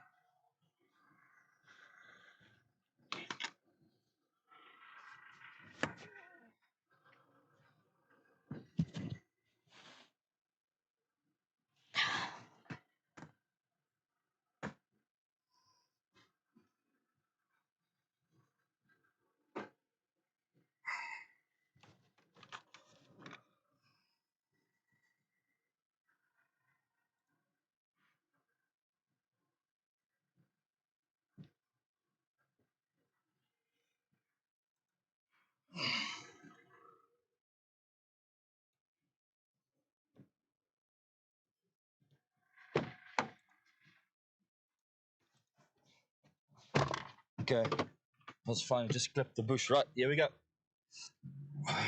Okay, my it's a commute.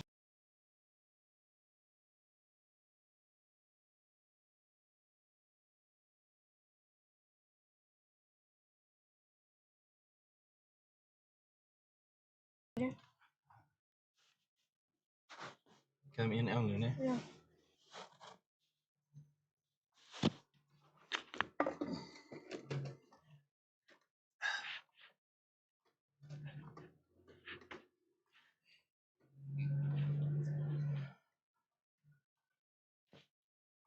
You see, guys, so you can't go with a lot of momentum through these tracks because of the undulations going up and down like that. And even with my vehicle, with proper suspension, it's still bouncing a little bit, but it's much more controllable because of the suspension.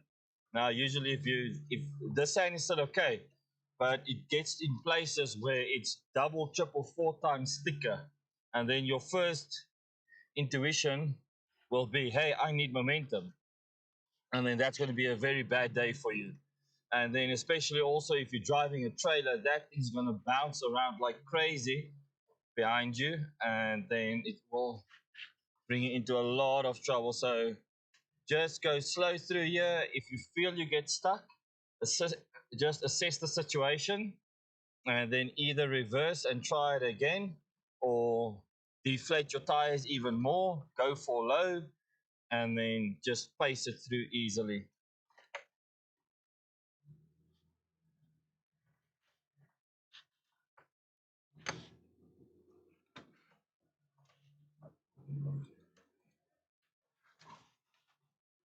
We don't have another 16 ND filter, right? No. This one is 16, right? Yes. Top one is 32. Yes. And outside is also 32. Okay. And the 8 won't work on the outside. Okay. See what we can do with that. I just need to buy another 16 ND filter because when we did the one shot next to the road at the Tropic of Capricorn board, I had the action camera with the ND filter next to the side of the road, so it was off the tar road. And as we finished the shot and I went back to pick it up, a big truck came past, and then the tailwind of that truck just hit it, and it fell on the ND filter and it cracked it. And that was still okay because it was on the top outer edge of the circle of the ND filter, but then later it cracked right through and it smudges up the image. I just want to check that this thing is still showing because the arm is pointing into the bushes.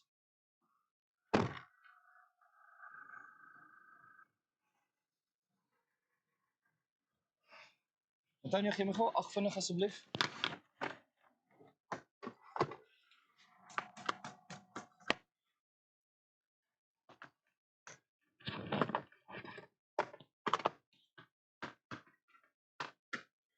Waar is die ander 8 dan? Hæ? As o, dan sit daar bo op. Dan is daai 16, ja.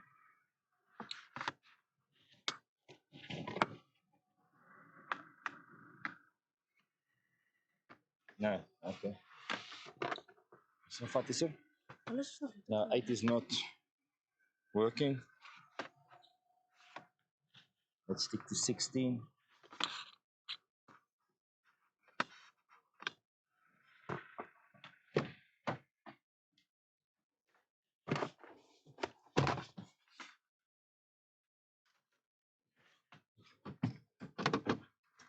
Hey guys, we've got 37 kilometers to go. I'll try and pick up just a little bit of pace.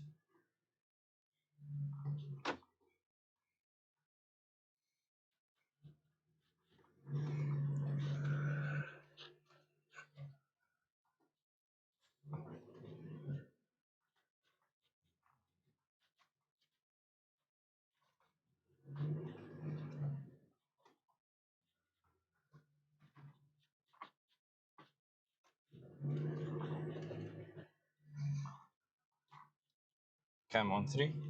Oh, it isn't 1 3.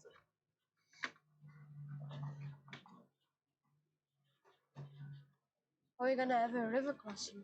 No. Because it shows, yeah. No, we come up next to the river.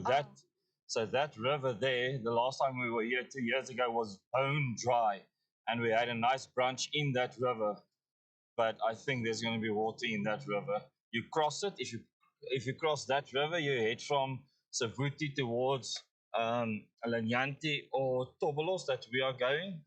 Then you cross that river by using the steel bridge. There's a steel bridge. And this one?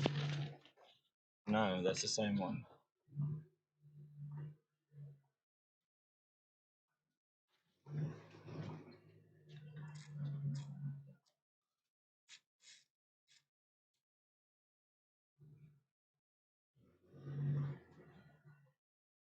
He caught something to eat, maybe a little grasshopper.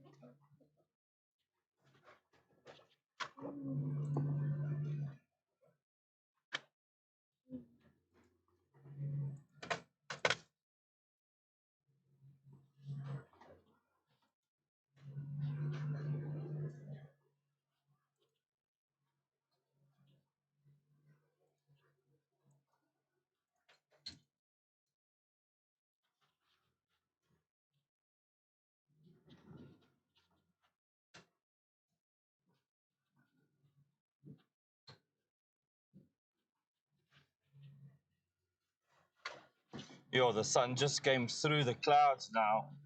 You can probably see on the image that it's brightened up quite a bit now.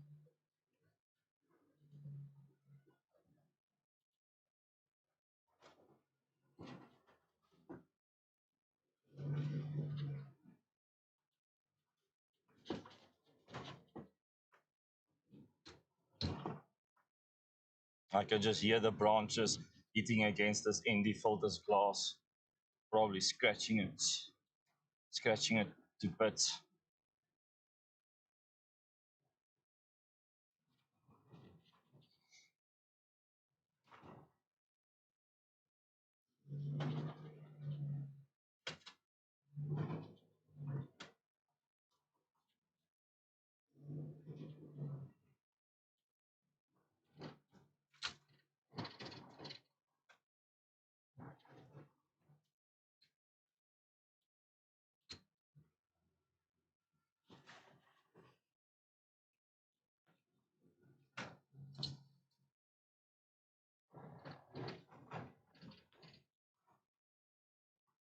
So the last time we came through here, we actually drove all the way from Kwai to Tobolos because Savuti and Lanyante was fully booked, and that is quite a long drive.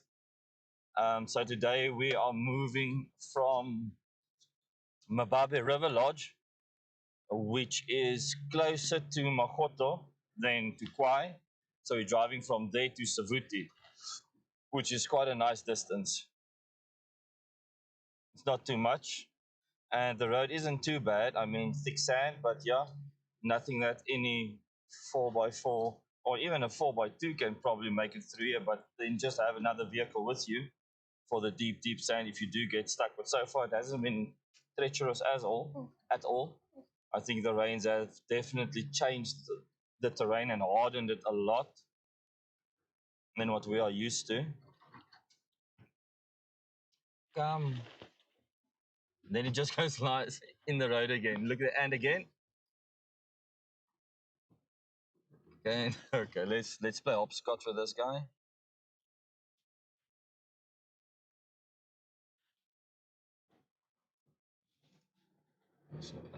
He doesn't. There he goes. Finally, jeez, dude. Thanks.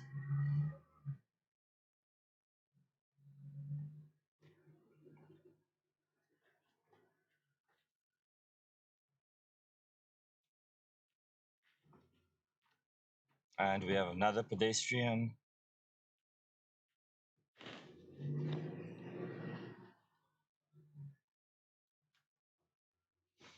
Ah, the smell of the bush.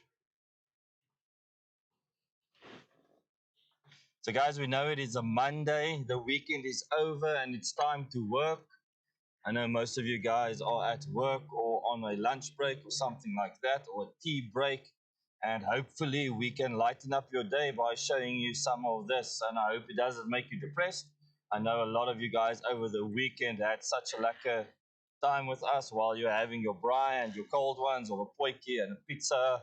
So, yeah, hopefully, this brightens up your day. If you've got any upcoming travels or adventures, hopefully, we are causing you to look forward to that even more and lifting your spirits.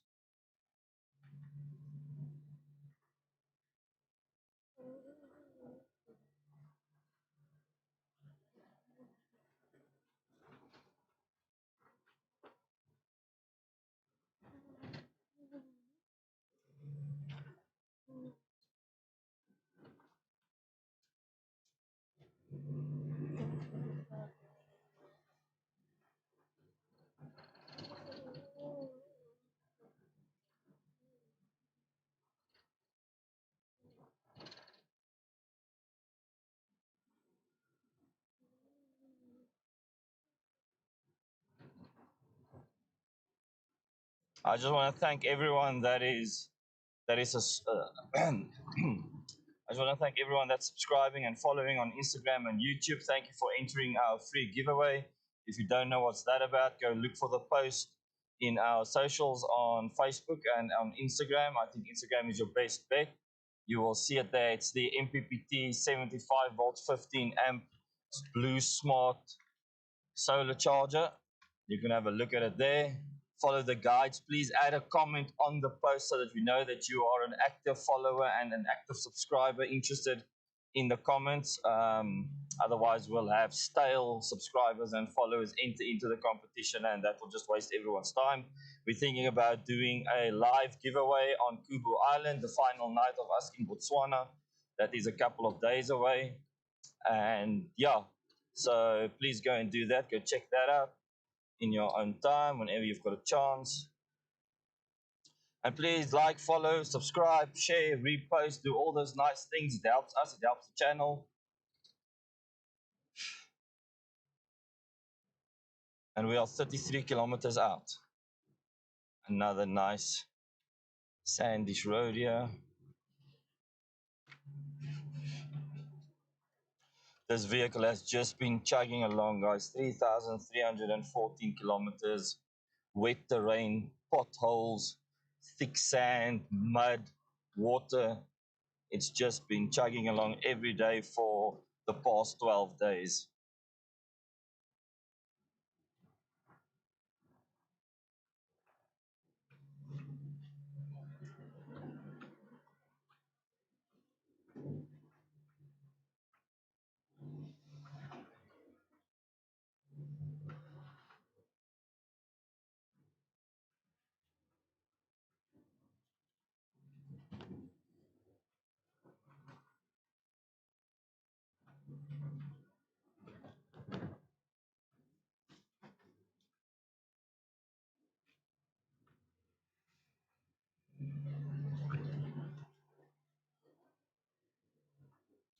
Yeah, so this is the road that we would have had to drive last night, and I'm glad that the gate guards actually advised us against that. I knew it would have been late, but with this thick bush is also very dangerous, and I've got stock standard lights, no spotlights, so that would have been a problem, but that wouldn't have helped in a spread wise. I could have seen maybe far in the distance with spotlights, but not in a wide field of view because of the bush. So yeah, that would have been a bit of a dangerous situation to be in. So yesterday we didn't make it to Magoto. We opted to take the main transit gravel road, which if you keep on going with that main transit gravel road, you get to a T junction and you can go right to Mount Maud. It's about 3, 4, 5 hours drive from that point. But on that same road, you turn left on this road to Savuti, and you can also turn right to Magoto, but that was going to be too far, and I didn't want to spend the day like those other Germans going into mosh pits and out of mosh pits, into mosh pits and out of mosh pits, getting stuck. We got stuck in one mosh pit. That'll be on our post-production series. But yeah, that was not fun. And once you've hit something like that, you know the dangers. You don't go into those marshes all willy-nilly. So yeah, opted against that, and we stayed at the Mababe River Lodge. They've got camping facilities there, very, very affordable. For the two of us and the vehicle with the overnight stay, it was 530 pula. It was 30 pula for a youngster of 12. So if it was just me and the vehicle, it would have been 500 pula. And then at your campsite, you've got nice ablutions, a separate toilet, and a separate shower, all tiled out. Very nice. There's warm water. You've got a little kitchenette on the right hand side, also with light, a nice a braai facility there. And there's a restaurant, a bar, and a swimming pool that can cater for all your relaxation needs. And the decks and the swimming pool overlooks the savannah. Oh, you guys just gonna reverse here. You can say, oh, An elephant is busy drinking water. I don't want to startle him. I just want to respect his environment, but he is so close. There he is. Oh, We will get to him.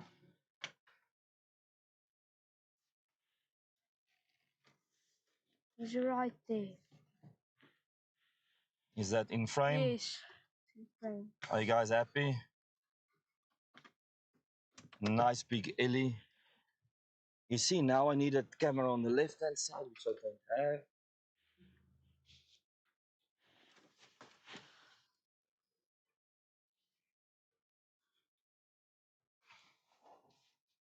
Okay. You see that visual?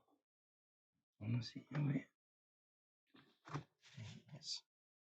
Hey guys, we're just gonna park off here for a second or so. Hopefully we're not disturbing him. When he starts shaking his head and his ears, that's either a sign of he's cooling himself down or he's agitated. We will just monitor that.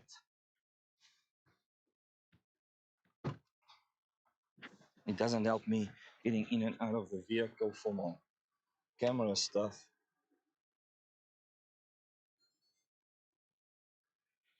So yeah guys, this is how wild Africa is.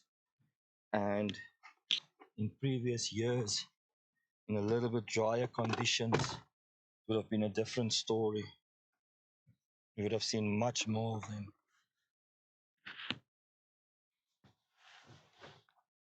So there he's moving. I think I'm also going to reverse a little bit. Yes. Yeah. Guys, so he's going into an angle that I can't get to now. Go forward. Let me reverse.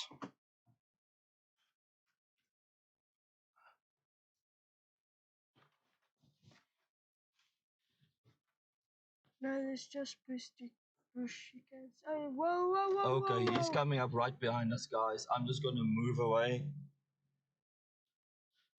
Sure. Yo, I knew that that was going to happen, but I thought he was going to go the other way. So he's going to cross the road right behind us now. We almost reversed into him. Yeah, we almost reversed into him because he came around and then he wanted to cross the road. He's crossing the road now.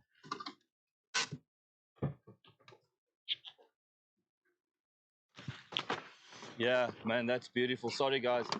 I can't get you onto that scene. Man, that's one beautiful animal.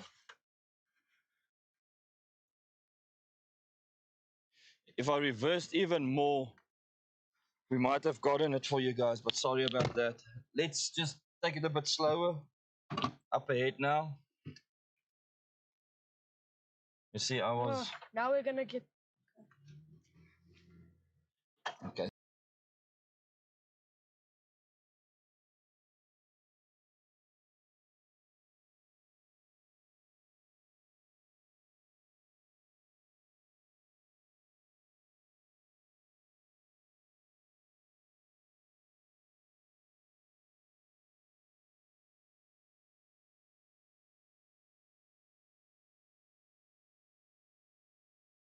Jy kan maar weer op cam 1 3 sit.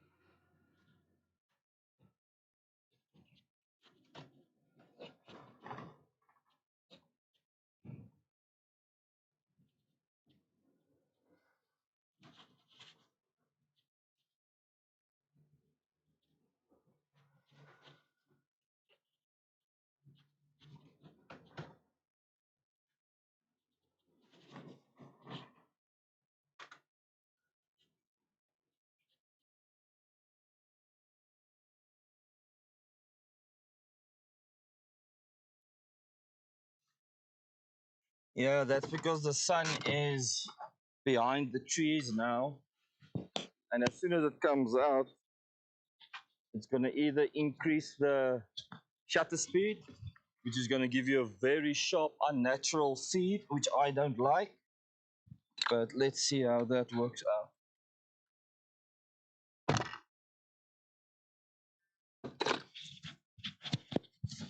You see there, the sun comes out now.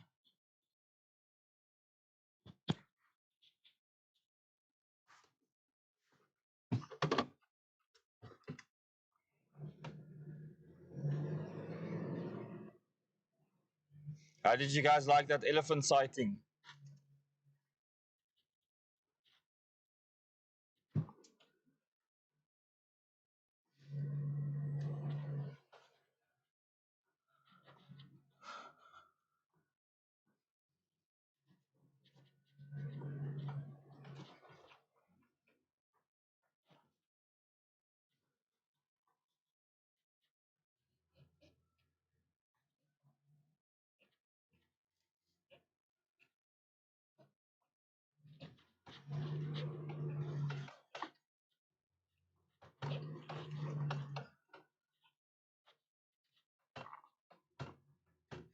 Why is there or are there is there alternative route? I know sometimes the sand gets so thick, they make an alternative route just on newer soil. Doesn't always have to be water to create an alternative route.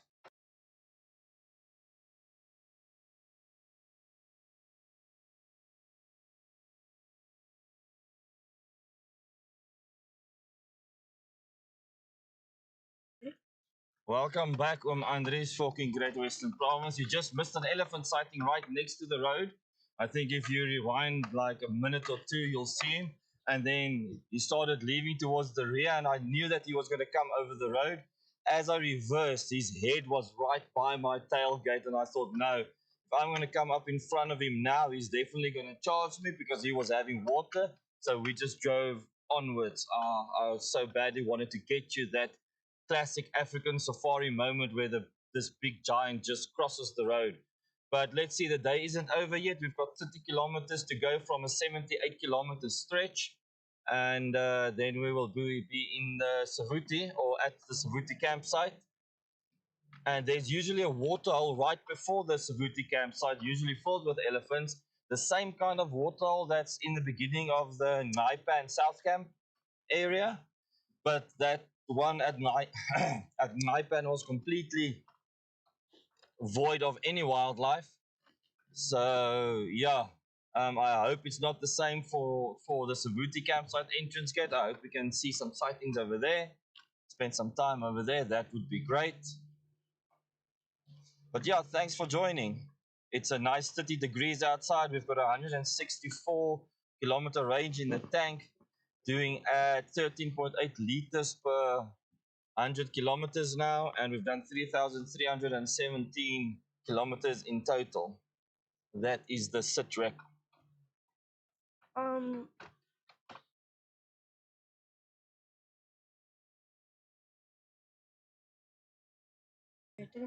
Yeah, I have a check later once YouTube has completed the past live stream update.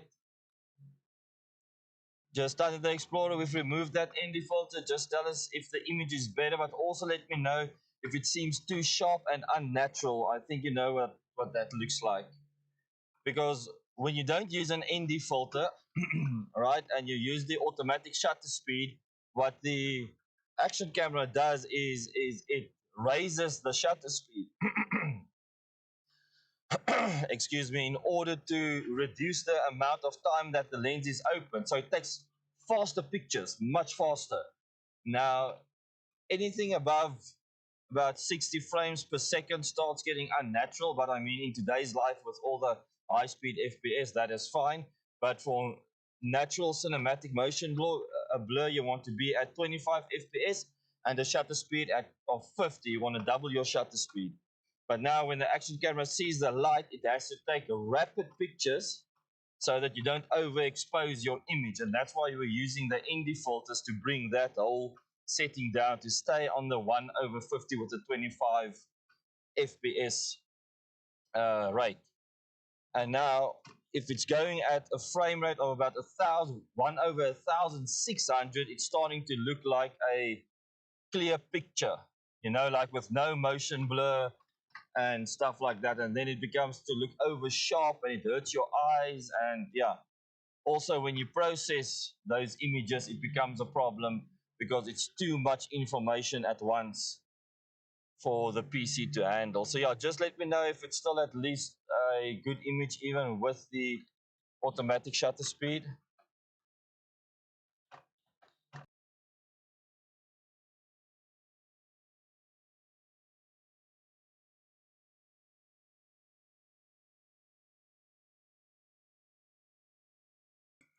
Okay, yeah, no, sure. Thanks for that. Let's see how that pans out.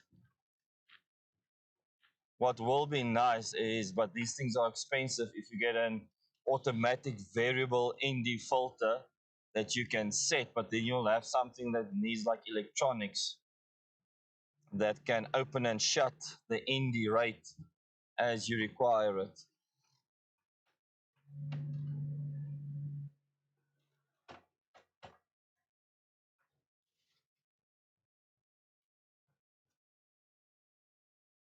Birdie, you know you'll have to fly away sometime. Okay.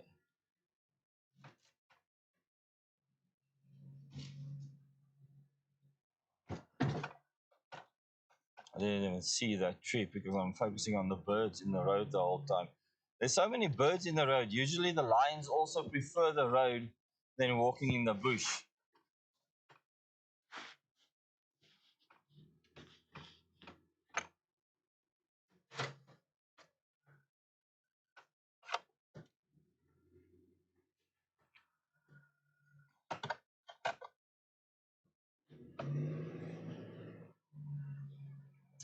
So tell me, when you have a situation with birds in the road like this, do you just give it horns, trusting the bird will leave, or what? I just need to get my camera on because this is now a very thick sand here, and I want to capture it.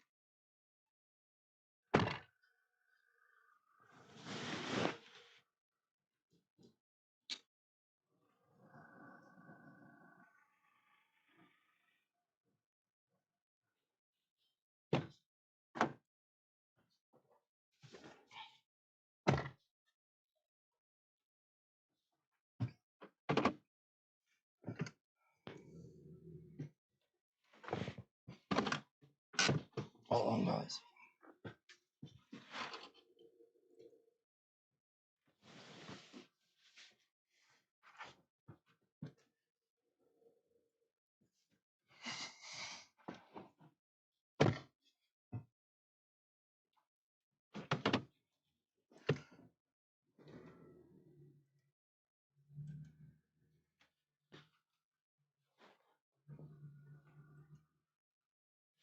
Guys, you can see how thick the sand is over here.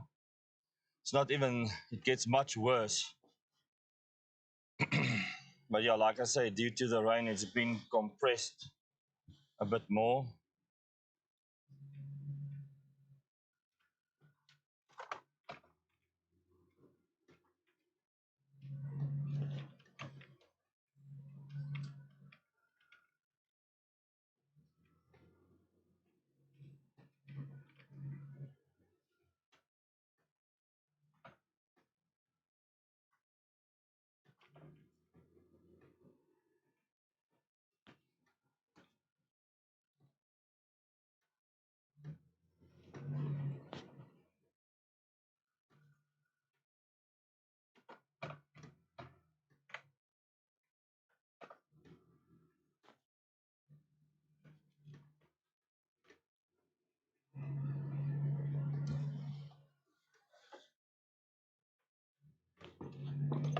It's a camera or...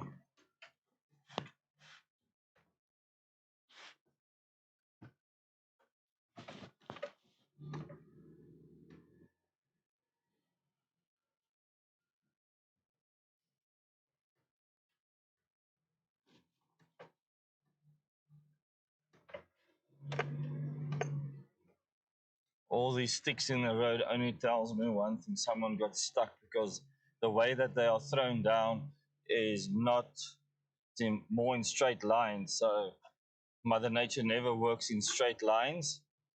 And yeah, when people get stuck in sand or water, they use the trees and the branches as traction boards below them.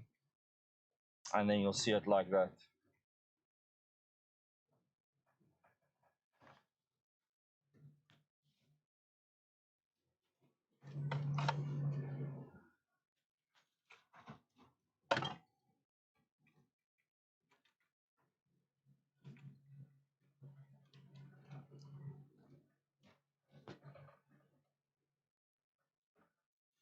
A lot of zazoos.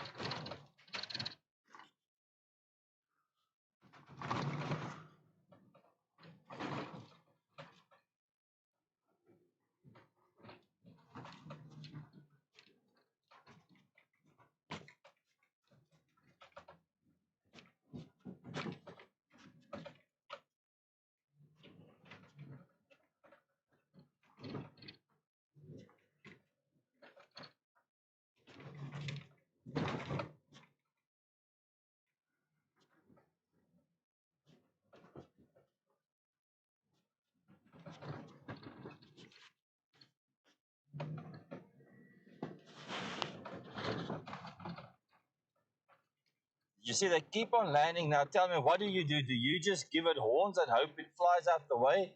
Or you drive over it? Or do you stop until they get out the way?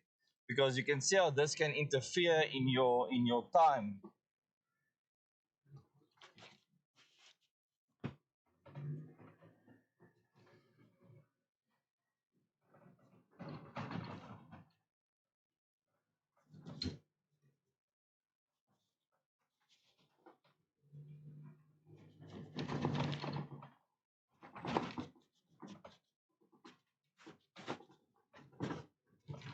I just need to stop these cameras quickly.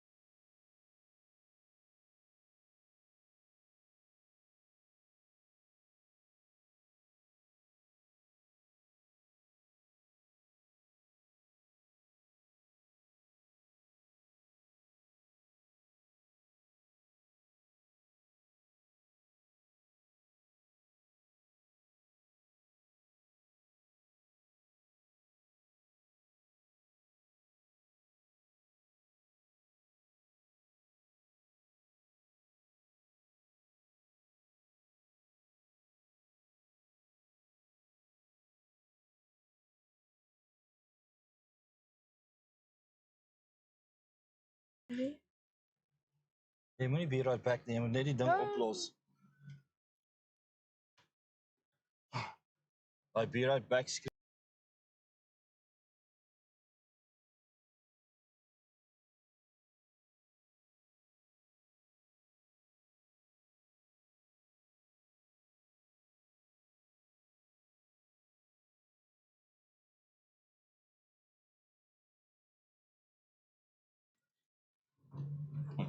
Okay. NTK, nice to know. So if I splat one down, is that okay? Obviously not. I'm just joking. But yeah, I was like, you see, they don't want to leave this road. Come, get out, get out, get out, get out, get out.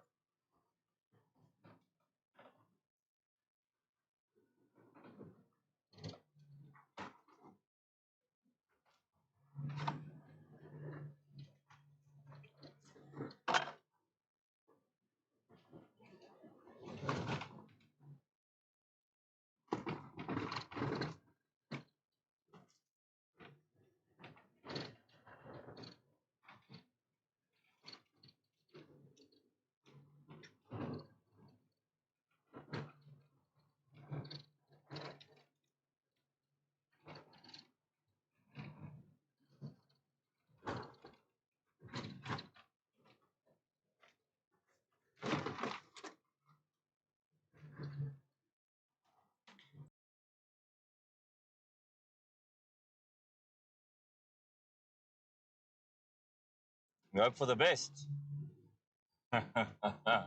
There's another part to that rhyme, but fill in the gap. It ends with rest.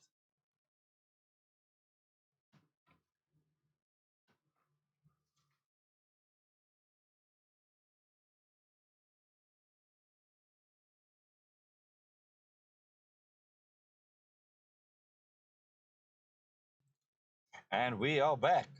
25 kilometers to go on a 78-kilometer journey so far. One nice giraffe sighting, an elephant sighting, 31 degrees.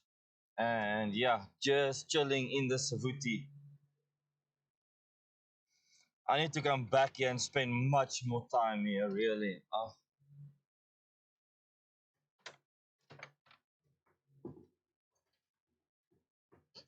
But yeah, if we did the same thing over and over every day, I think it would get a bit boring. But yeah, with a game drive, you never know. Nothing stays the same.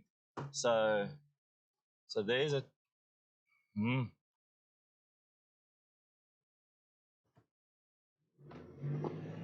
I like thick sand. Let's see if we can get through here, or if we need to go for low. Oh, yeah, this is nice. Oh, this is nice. I can feel the resistance. But all you do is just give it a little bit more, but not. It won't add more speed.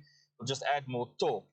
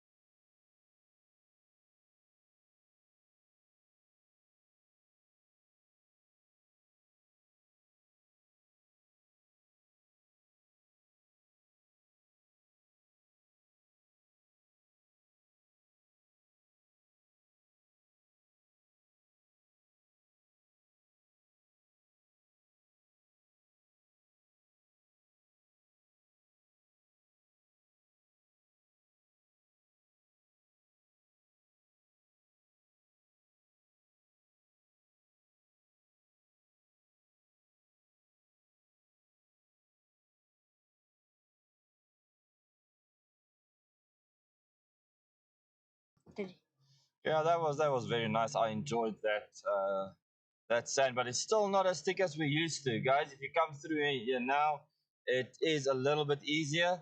Um, the only difference now is the sand is easier, but the mud and the water is not difficult. But yeah, people have gotten stuck.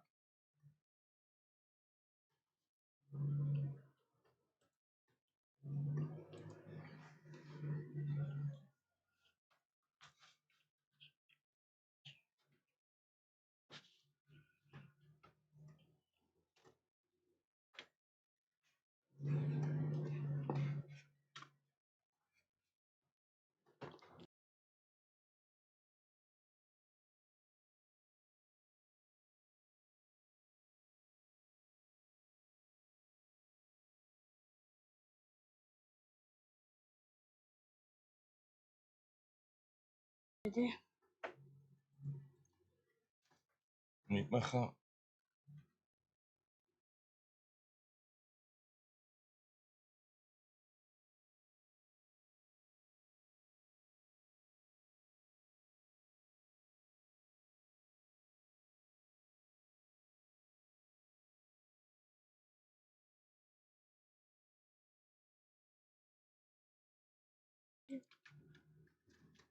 Guys, so you see these undulations in the road. It's quite thick. Now, the Lanyanti road. Now, there's two roads to Lanyanti. The short 30-kilometer one is like this and worse. I never knew that. Our very first trip through Lanyanti or towards Lanyanti, I took that short road, 30, 40 kilometers, and it was thick. Really, it feels like it wants to swallow you in the whole time. But we got through the easy, no problems. I think the other way you actually go far to the right of the map and then you make like a loop in. It's I don't think I will travel that route to Lanyanti. We have taken, and that was in the dry season. Really, it wasn't even. Yeah, that was when Botswana was completely dry. None of this. 2023, yes, was the first time that we went to Lanyanti, and that was also the most scariest um, campsite we stayed at because it was so remote on the Chobe River. And if you see that place, it's just a marshland full of wildlife. It seems like one of those scenes out of The Lion King. And that night, the lions and elephants, they were just in it for one another, and they sounded so close. We had hippos coming out the river right in front of the vehicle, right next to the vehicle, elephants coming through camp. It was wild, completely wild. But that time we didn't have all the camera gear or filming gear or stuff. We just did the trip, me and my wife. And yeah, it was such an awesome place. But I'm telling you now, we couldn't wait to get out there. we couldn't wait to get out there. But yeah, no, so we did it, and that's good. In 2024, we didn't get a reservation there. Otherwise, we would have stopped there again, but that didn't happen.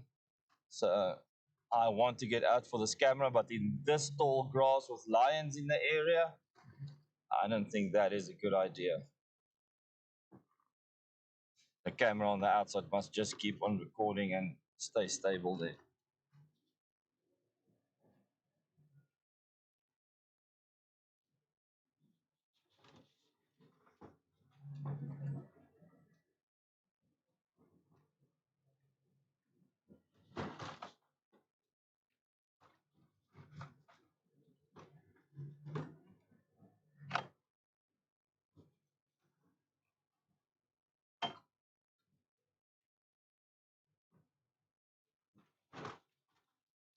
What is this? An elephant skull. Yeah. Guys, look, here's an elephant skull, obviously from a dead Ellie. I don't know how good that is in the screen, in the frame. Yeah. Yeah, so let me just turn you into it there. There we go. I'm just going to lean over this door and get my camera.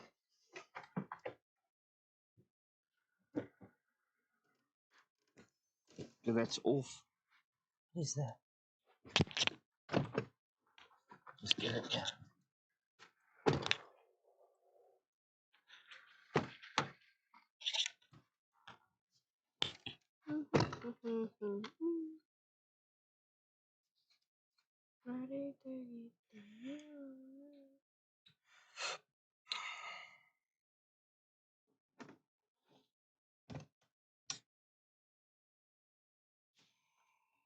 Okay, are we ready to go? Yep. Awesome.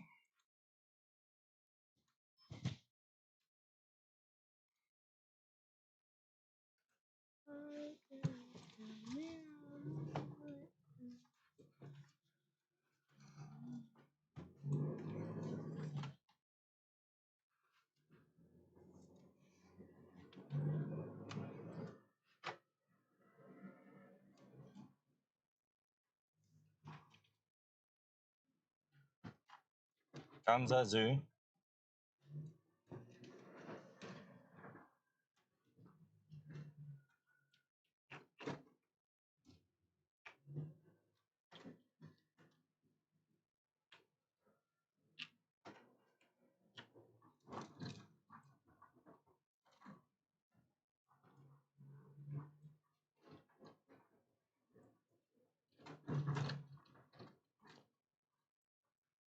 Okay.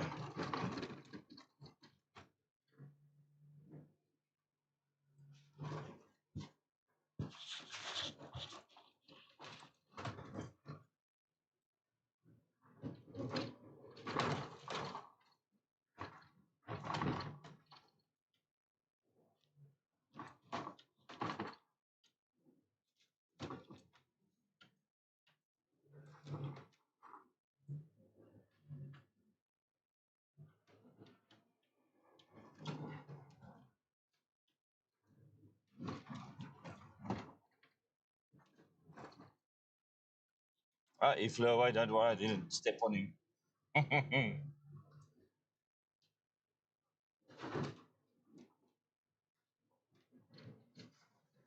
Chasing the sunset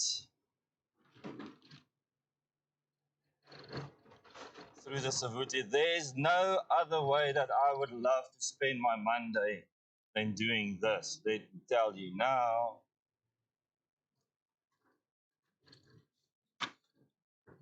What a way to start the week.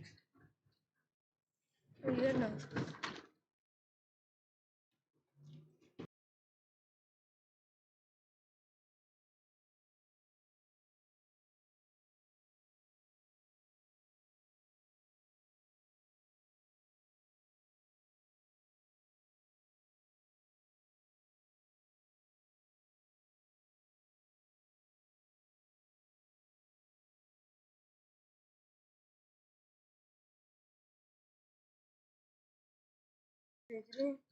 Hey, Morris the Toy, thanks for joining us, Yano.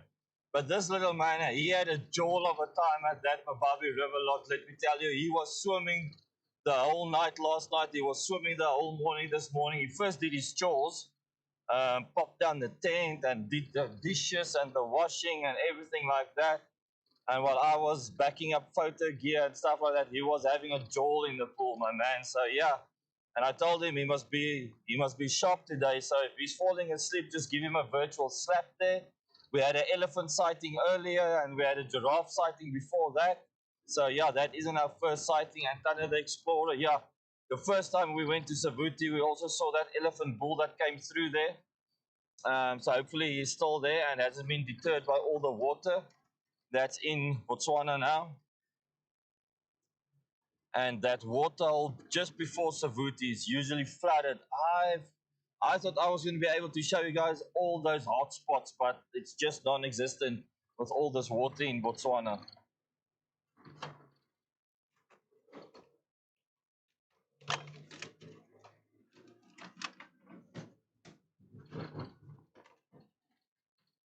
Hey, come on.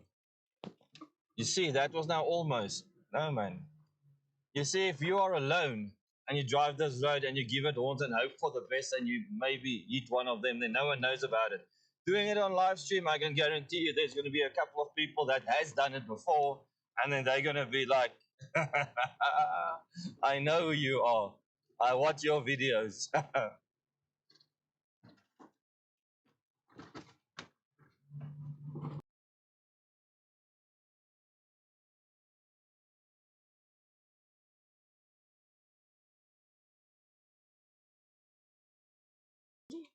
Yeah, Morris, I must tell you, this trip has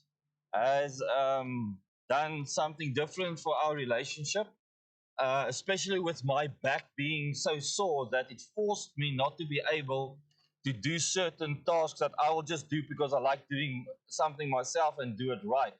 But it forced me to trust him to start doing things himself and start trusting him to do it properly. Obviously, I have to guide it, but like popping the tent down, closing the awning, packing things away, something just ran across the road. There was something red, just ran, bolted No. across the road. I just saw it now. No. But then, anyways, now this morning when I came out of the ablutions, the tent was popped down. There was nothing sticking on the outside. He already packed away the ladder.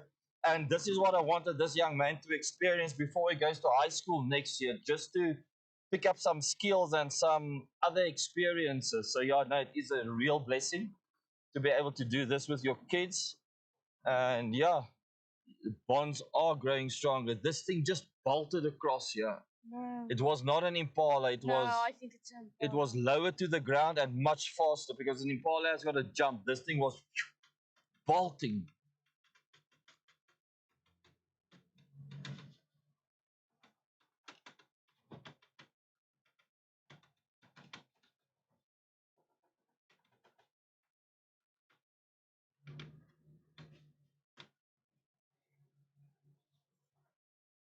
I'll slow it down in my editing software and see if I can pick it up.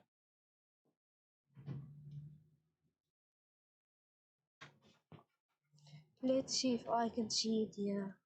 No, don't mess around there now. Yes, I'm not.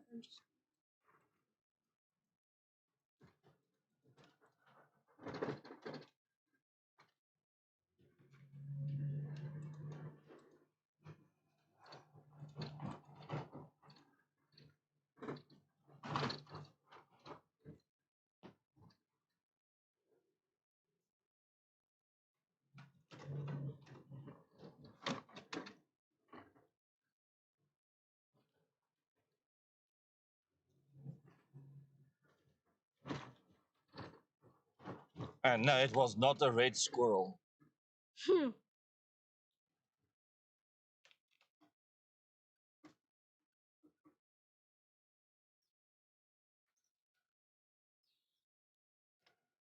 Okay. You are in the bushes now.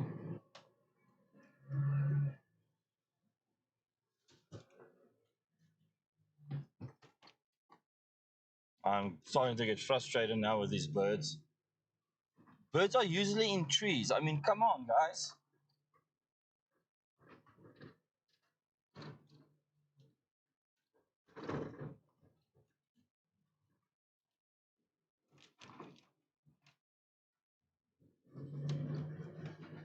No, I think you've seen things. Nah, you can't see on that screen. I'll put it on my 4K monitor and run it through frame for frame.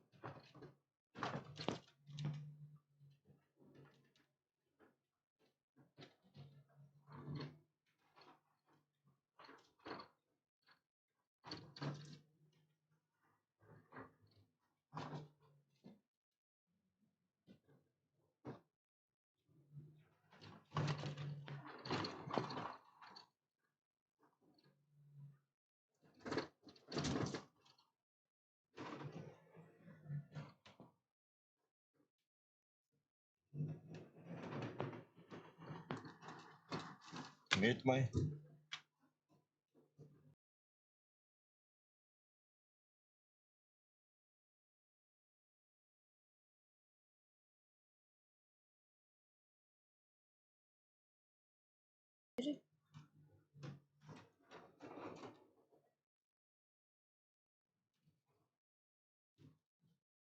So yeah, guys, if you came through here last night, it would have been much faster because of I wasn't going to think about filming anything or getting out and setting up cameras. But yeah, I'm glad it worked out the way it did. Really. So please head over to Mababe River Lodge. Unfortunately, they don't have anything on their on their socials, on Instagram at this stage. I haven't looked at their Facebook page, but yeah, some of the stuff that I've got, I will tag them, and they can reshare it. I spoke to the manager there yesterday and this morning, and we'll see what they do. But yeah, it's very nice and affordable.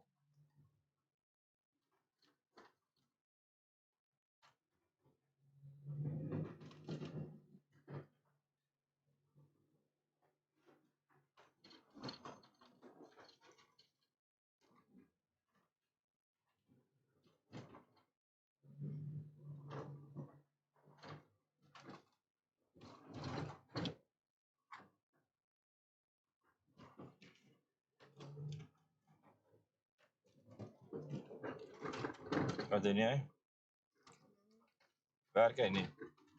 Nee, toe is net in die skerm ek ras gesê.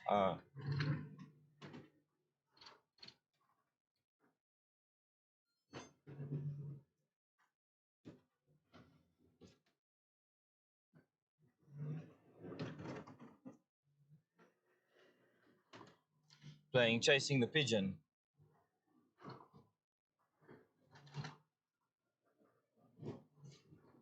It must have been one of these red duikertjies. You see? Yes. You see, I wasn't seeing stuff. Look here. But it isn't a lion. Yeah, I didn't say it was a lion. You see, from the side it's red. Yeah. No, it looks like an impala. It's a little. What is that, guys? That's a duikertjie, right? Like yeah, that must have been. And yeah, okay. So that must have been what I saw. Okay.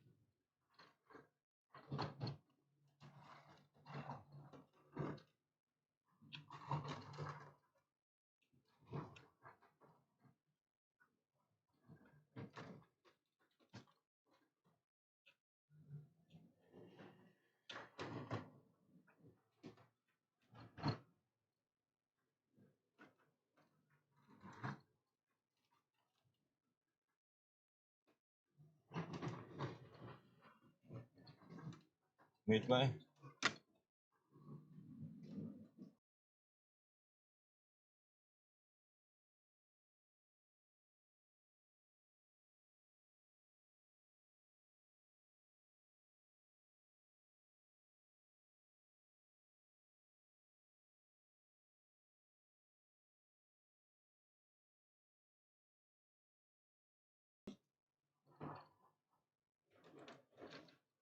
Het is ook al 10:04. Mense is besig om van die werk af te gaan. So ons moet eintlik later begin, hè?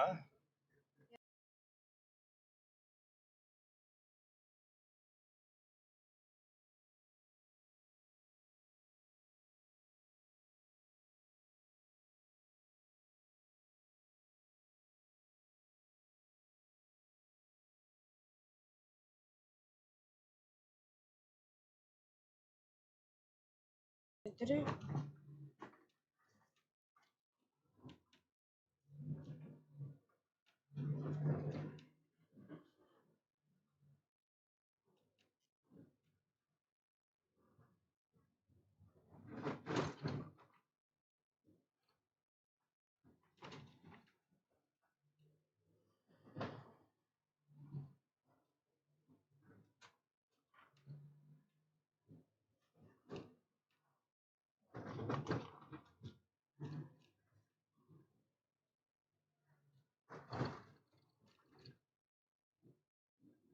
Do you think we should take this Indy filter off as well? Yes. That away? Yes, that looks good.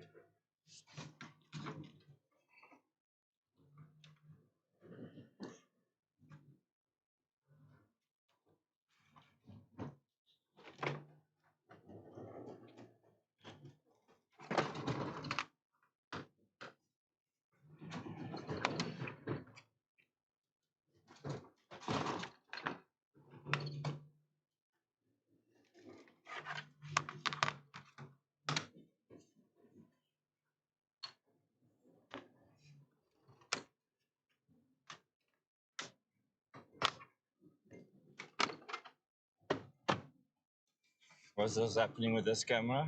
I don't know. Just check it quick. I think it went off because it's not being used or overheated. That's going on. Yeah, I think it just shut down in power saving mode. In power saving mode. Uh,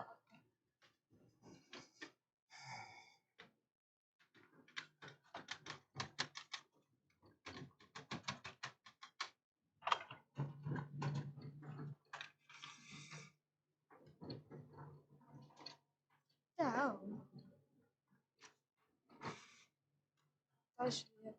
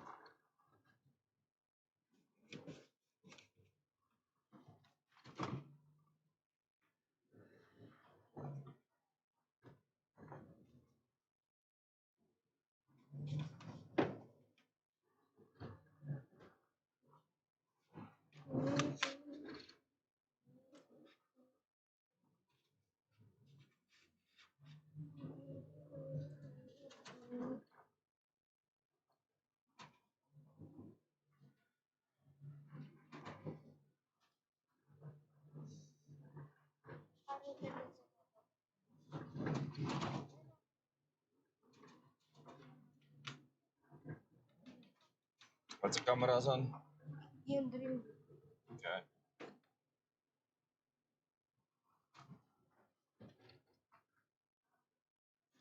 Okay, guys, so for those of you who don't know, I did a damage report this morning on Instagram.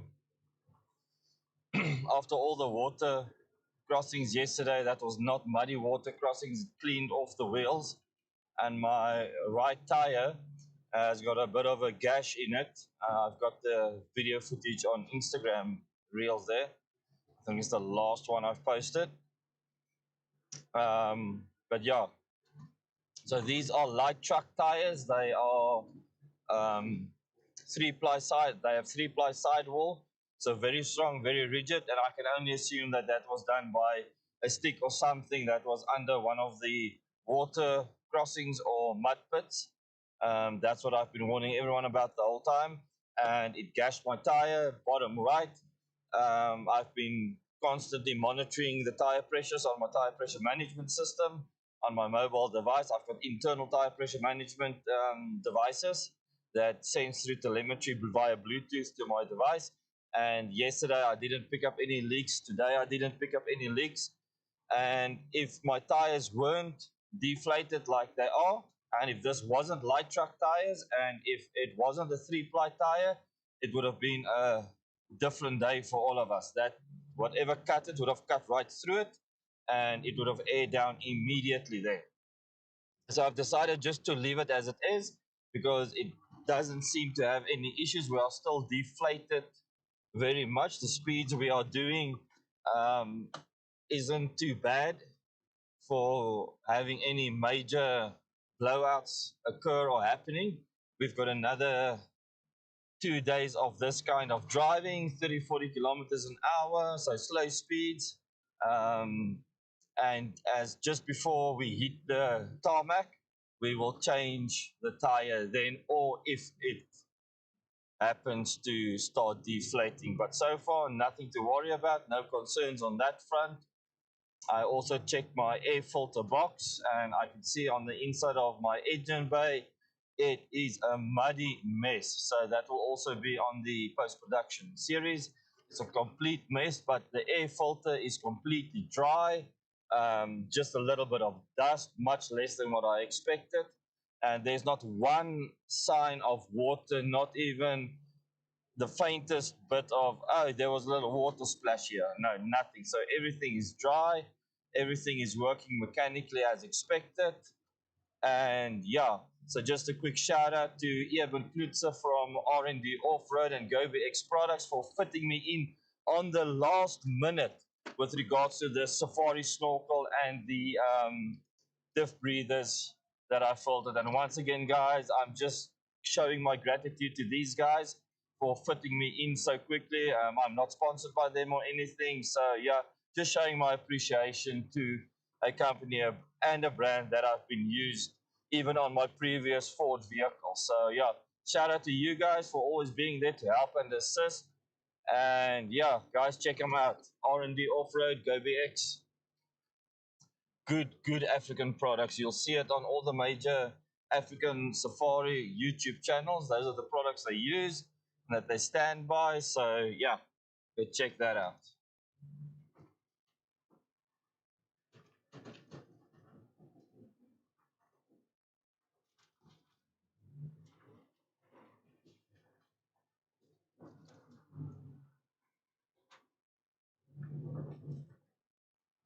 Okay, guys, we've got zebra right in front of us standing in the road. I'm going to approach slowly. Don't want to make them skittish.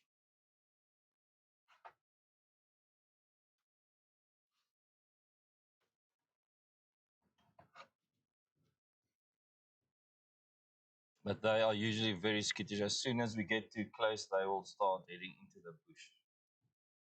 So let's just, you see, where's the scams? Right, I you see, trying to get a camera and I do that. Can you just put these ND filters away? Okay, which side of? No, you don't. I don't think you have to do that now. Oh, yeah, okay, sorry.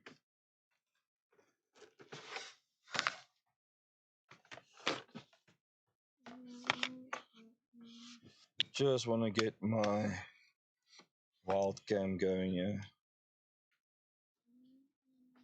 Where's the selfie stick?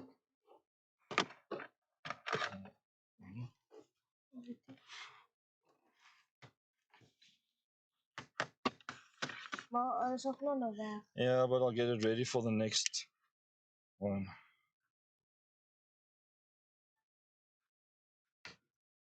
Wait. And maybe I can get a good view of this one. Let me go to cam 4. Oh, but they are moving. Yeah, but they'll be in the bush.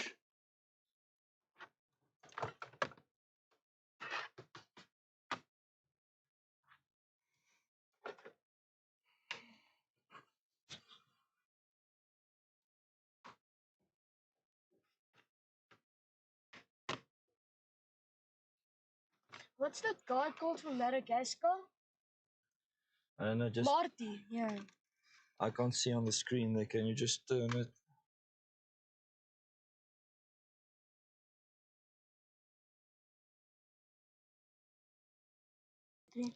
Yeah, so these two are just to cross the road. They want to get to their buddies. There you can see all of them.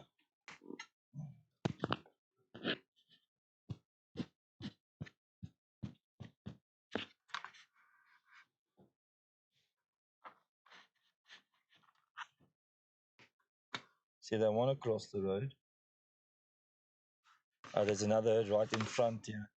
Antonio put on 4-1. It isn't for one. So where's the vehicle's front cam? Not showing there.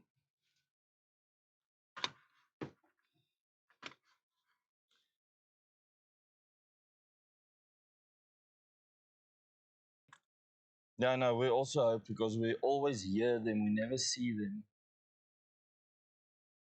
Is it okay? Okay, just to cam 1. Okay, guys, so yeah, that was another zebra sighting. But yeah, as soon as you get close, they just pop into the. And we were too long to get the wild cam going. Sorry for that.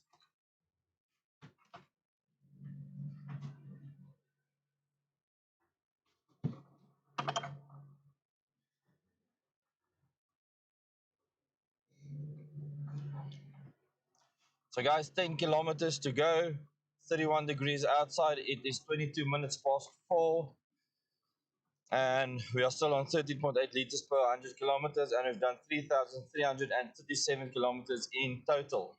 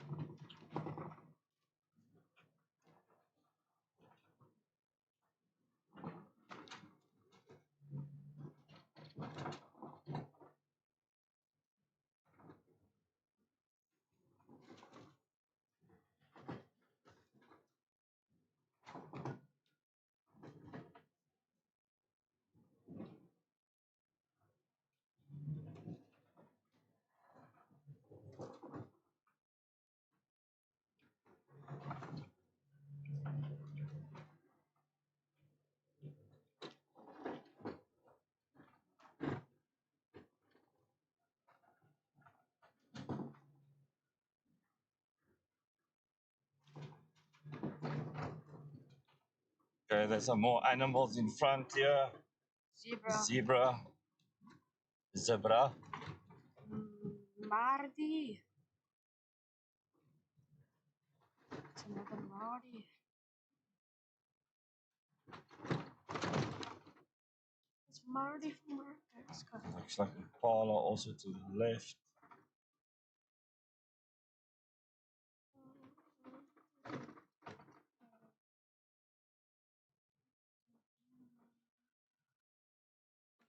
Maybe they can stand still for us. Nope. Nope. Bro, there's a lot. I thought there's 2. Guys, we're like 10 meters away from them. I don't know how it comes through on the screen. But let's just, there's more in front. Stop right there, then we can use the wall cam. That's what I want to do, but I need to get more forward to get it through there. I could push wildcam on the screen. Don't worry about this.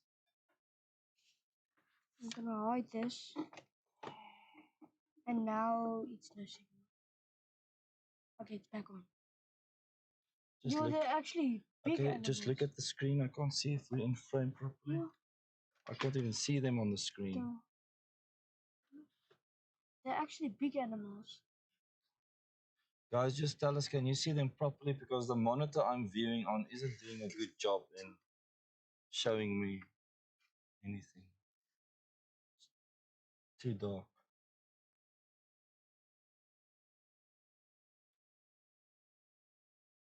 Wat indiefilter is it on? Let's see, sorry guys. Nothing. Nothing. He was just looking at us.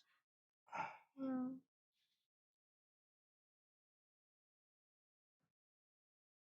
Yeah, like I say, I can't see anything on the screen. It's like the shadows are too dark.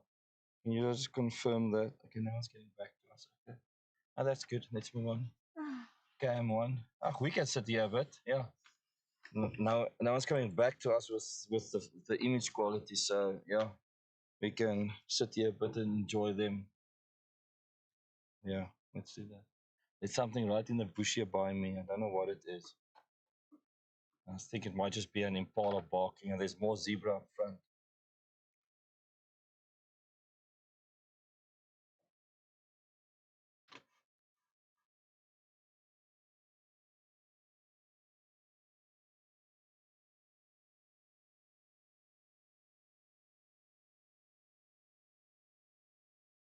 Where's it coming from?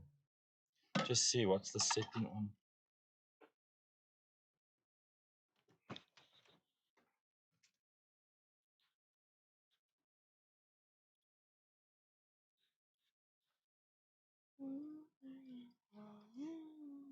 But they're moving away now, so. Yeah, no, we're gonna move on.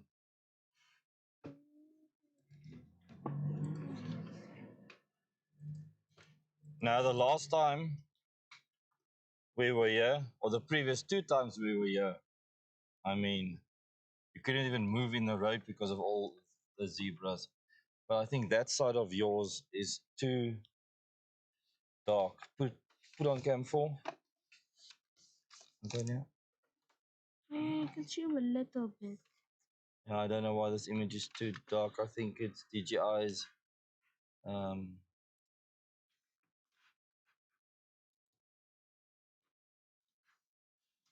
Yeah, no, it's too dark.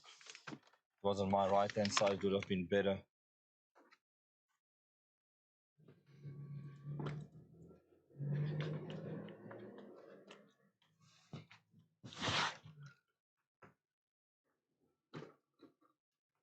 But yeah, guys, so definitely we are noticing all the shortcomings and things that we need to improve. Now, I knew that the setup wasn't going to be exactly where I wanted it, but where we were at, the the place that we are at with Born to Roam Africa didn't validate spending more money on higher grade equipment before going out and doing a proof of concept. But now we know, we've learned a lot so far. And when we get home, everything's going to change. Everything. The next time we get out here, which won't be too far off, we are already planning the next trip, the destination, and so on. We are definitely going to have excuse me, have an upgraded system. Maybe next time we can skip Magoto and go to that lodge. You just want to go to the lodge for the pool. The animals are at Magoto. Now I would need to get to Magoto sometime. So I'm going to pull off for this guy. He can come through. These are the drivers that I keep on this road. Is still very wide, but yeah, if they slide into you, they don't usually care.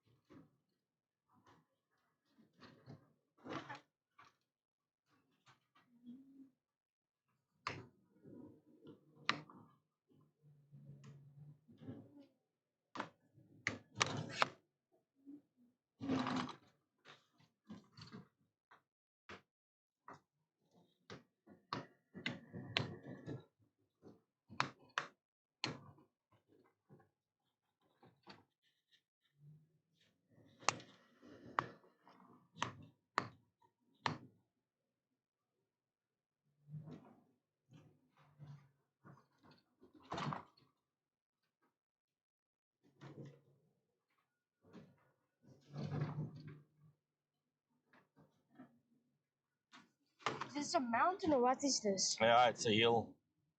You can drive up there.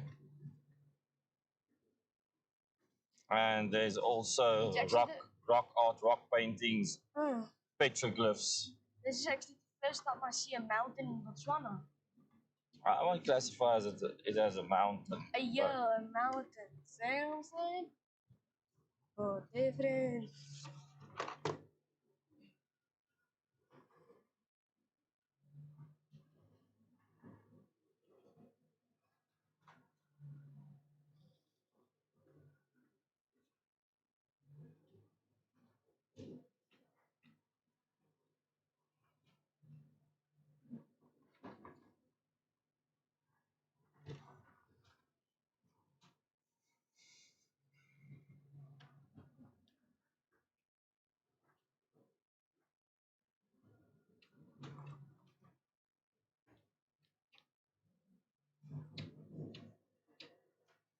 So this hill is on the left-hand side of the road, and usually they spot leopards in and around this hill. Previously, we tried to do a loop around it, but the sand just got too heavy, and we turned around. So yeah, I think it's called Leopard Loop or something. I might be wrong.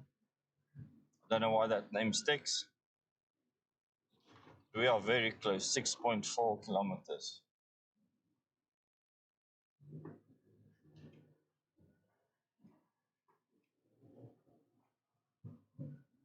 Have you ever seen a leopard in Botswana? Mm-mm.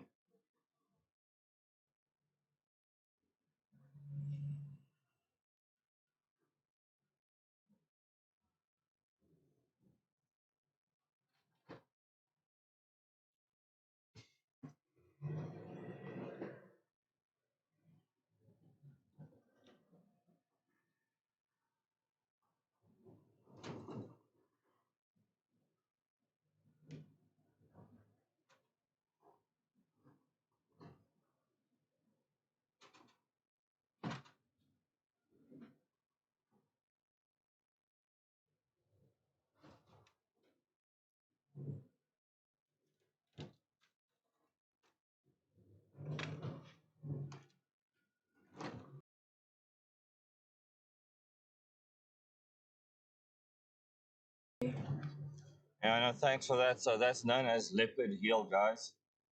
Thanks, Denzel.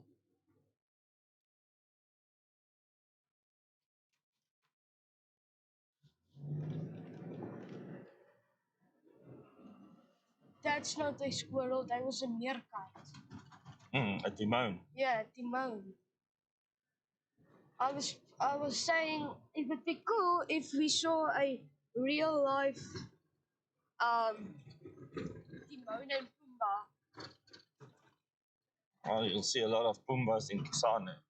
Like a real And a Timon. lot of Timons. We had I don't know what you call a herd of meerkats, but geez, we had a magnitude of them flood through. I mean, imagine the worst rat infestation coming through the streets. That's what we had through camp in 2024. That was hectic. I literally feared for my life because these things were just coming through our camp. I thought they're going to eat us up like locusts through a harvest field. It would be cool seeing a Timon riding a Pumbaa in real life.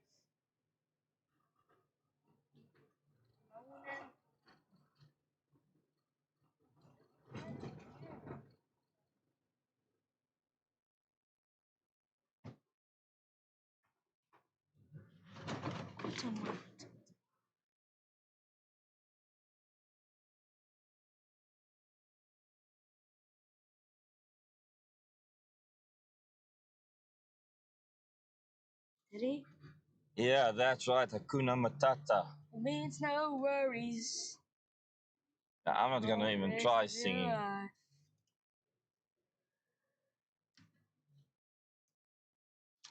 Philosophy. What a wonderful phrase.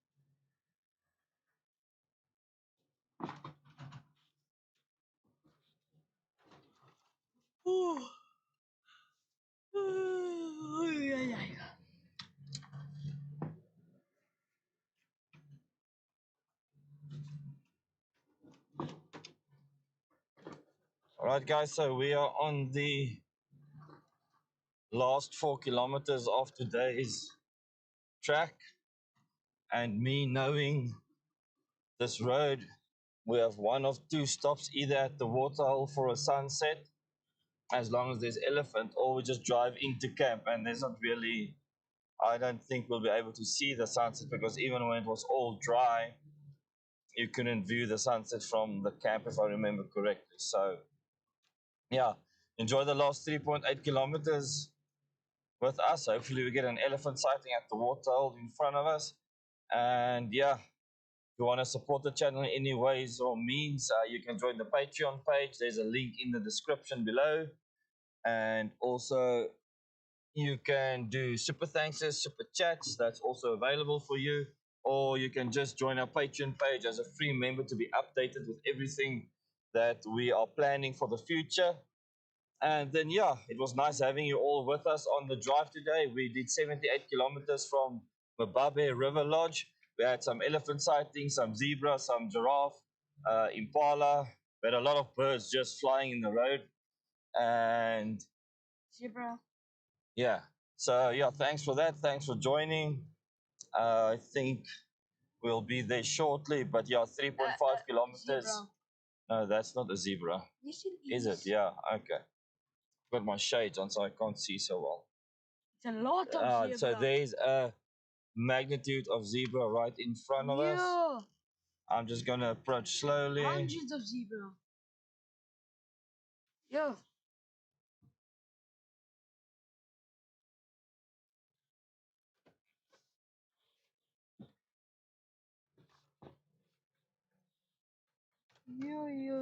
Yo. They're everywhere.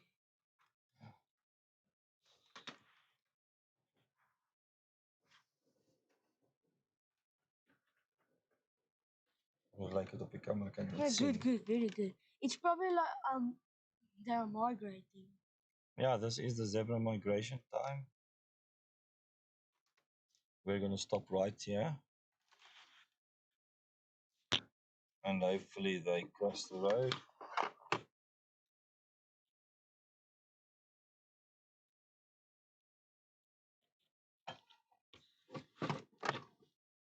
Yeah, they are moving in. I'm just gonna start getting my mirrorless camera, please.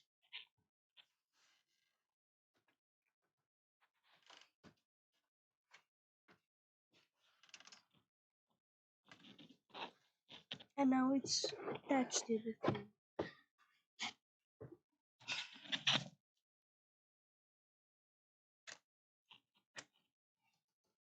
Okay, got that. Must I get the 300 more zoom? Yes, please. Here you go.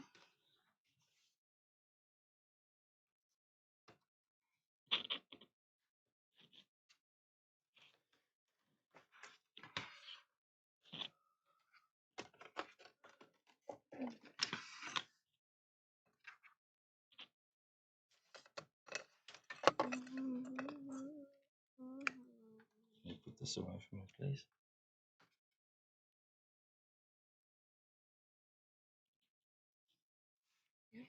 Just put that in the bag. Okay.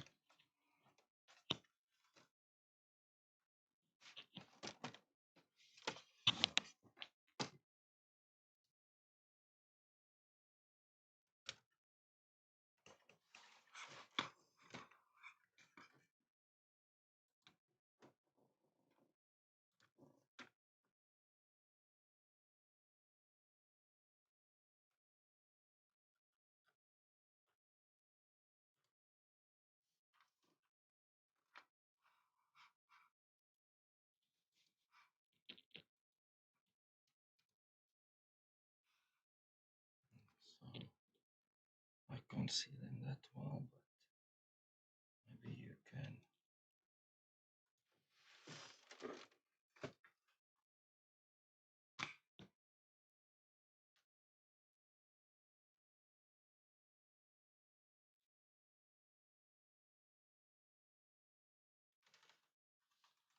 Let's see.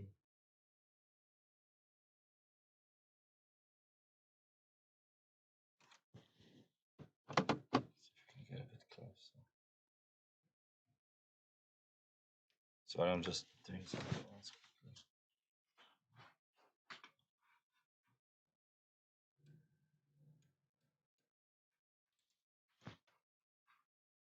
Right there. Okay. Yeah, look at them.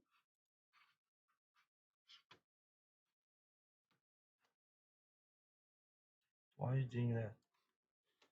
Not showing on the screen.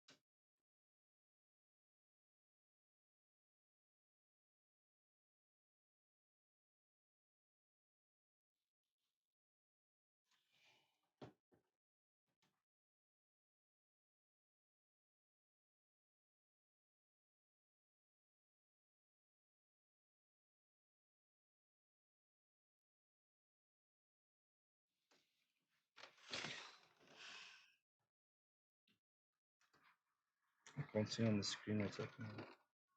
Actually looks very good. Lost man. So the safari truck just came here. Hope it doesn't scare them off.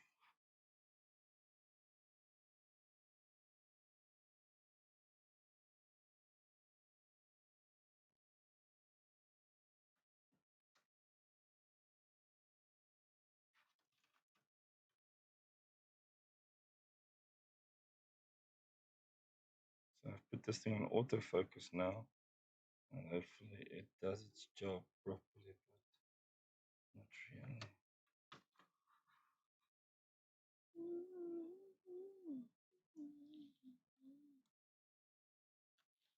Guys, so there's another herd to my right over here. Just gonna move them. Cam one, please. Okay.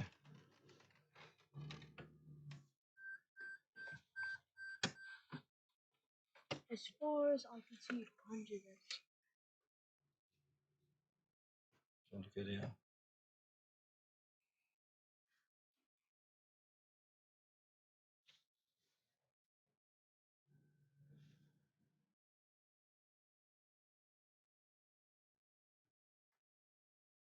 There's a lot. Just look on the screen if you can get it in the frame. Yeah, it's in. I would actually say stop right here. Yeah, but I don't like taking the video in the sun. It's not coming through nicely. So let me just do this. Just get it in focus there.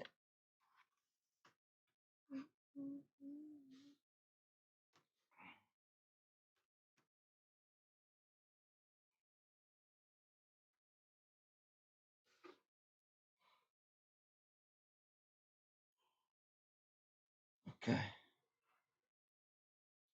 Show me the screen, can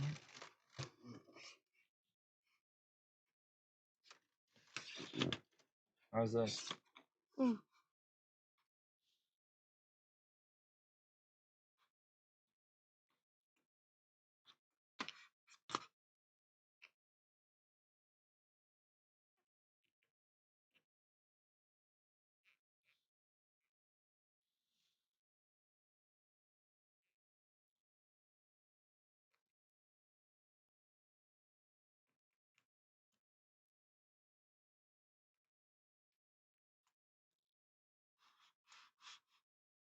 Yeah, guys, sorry for the shakes, but this is handheld out the window.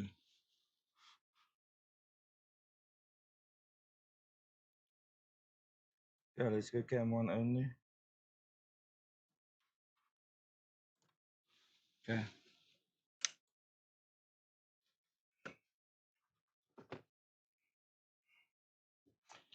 I wanted that to actually work much better, but yeah.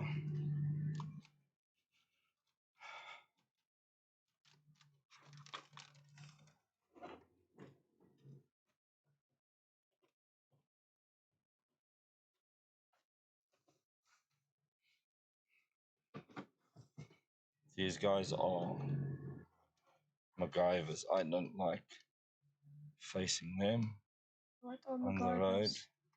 They are rebels on the road.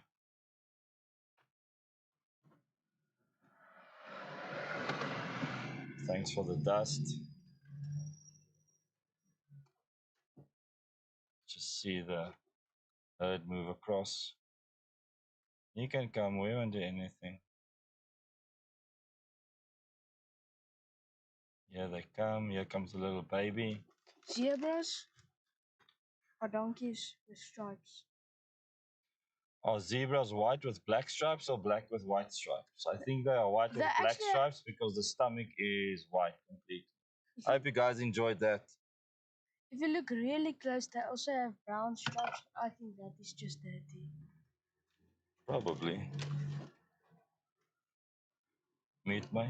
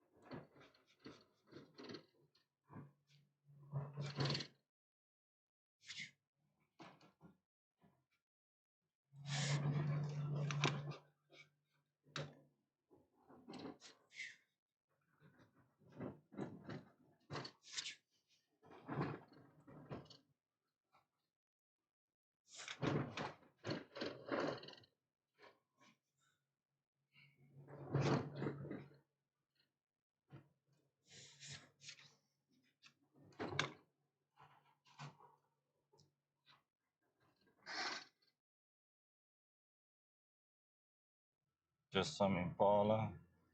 I want to be in the sand track.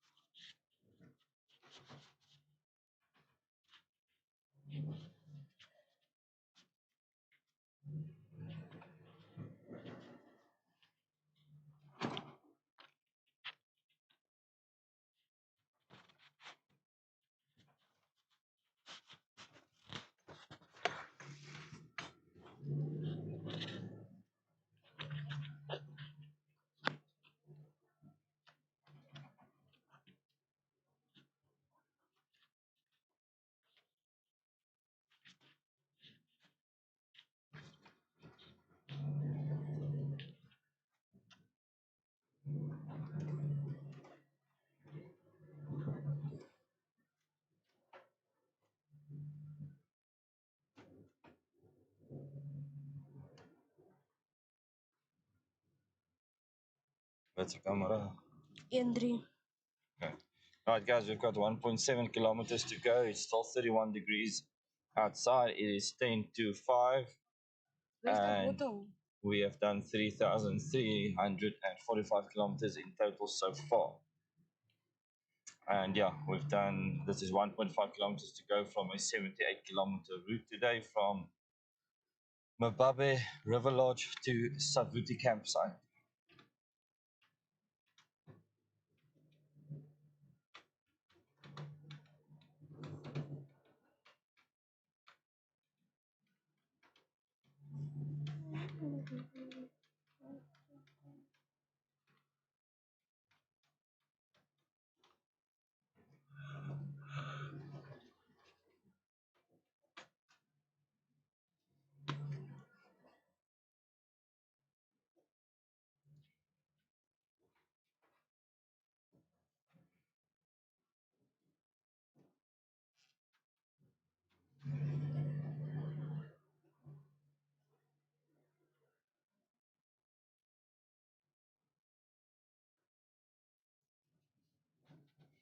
Guys, so I've got some wildebeest here. Oh. So, like I said in the beginning, this is the time of the zebra and wildebeest migration. And they probably But coming to due here to now. the late, oh, shame, I think he's hurt. Due to the late rains and stuff that they've had, I think we are a bit in front of it. The last time we came in right at the rear, at the end of it. And let me see if I can get you a spot of this wildebeest. You've got the one in frame there, but there's one right here on my right hand side. Let's see.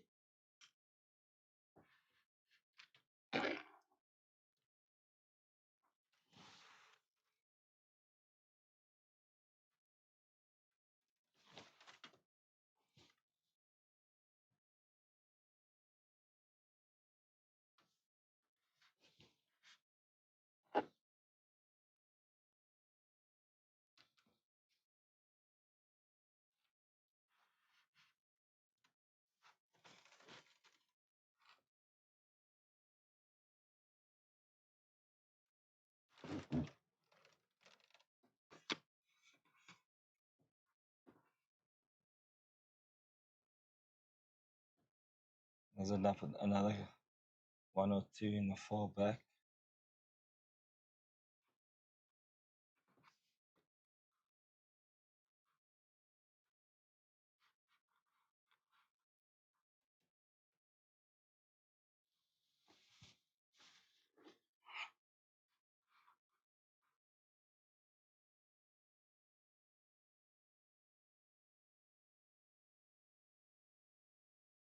Okay, come on.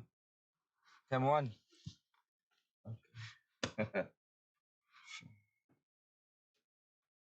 Okay, there we go. Oh, okay, so that was a wildebeest. There's another one crossing the road now. There's a FJ Cruiser, almost like giving it horns here, but not really. I close my window for the dust.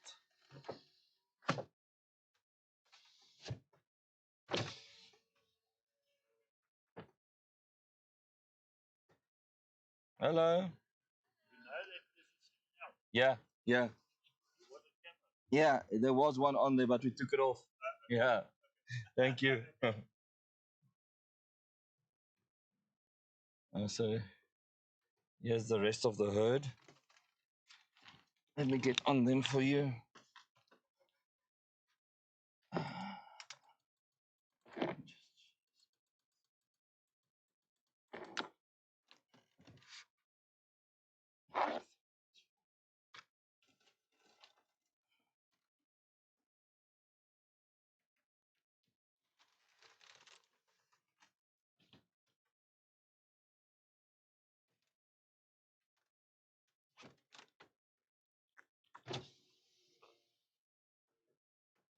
Try and move a bit forward.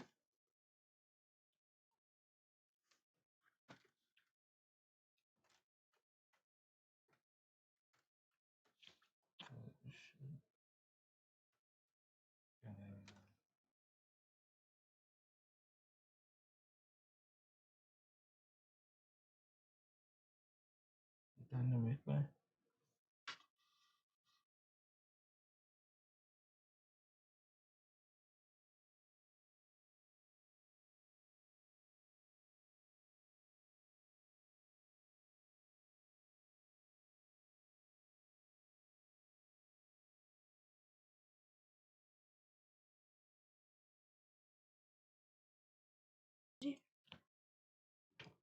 Okay, guys, it's done by stream strength and so on. Excellent. Okay. Swaar smil. Hmm? Swaar smil. Ja, ek raak net 'n bietjie moeg.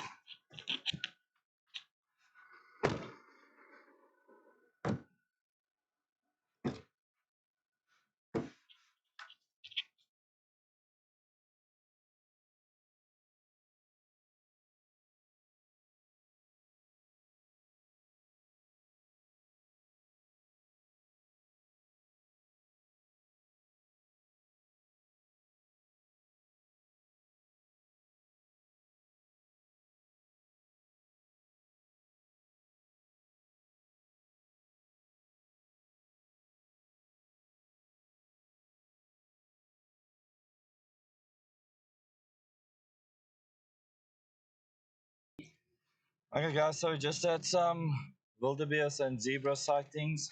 We are 850 meters away from the gate. It is 5 minutes to 5 p.m., 30 degrees Celsius outside, 131 kilometer range, left 13.9 liters per 100 kilometers, and we've done 3,346 so far in total.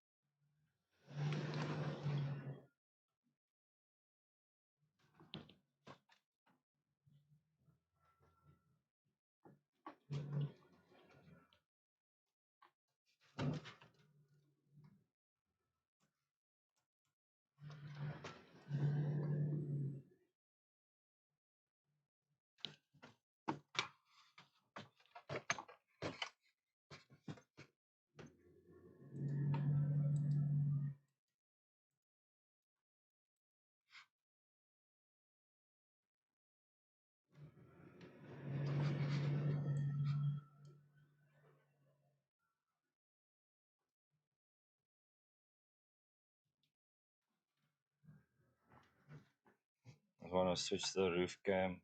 It's recording on also. Unless it's been recording the whole time, I can't remember.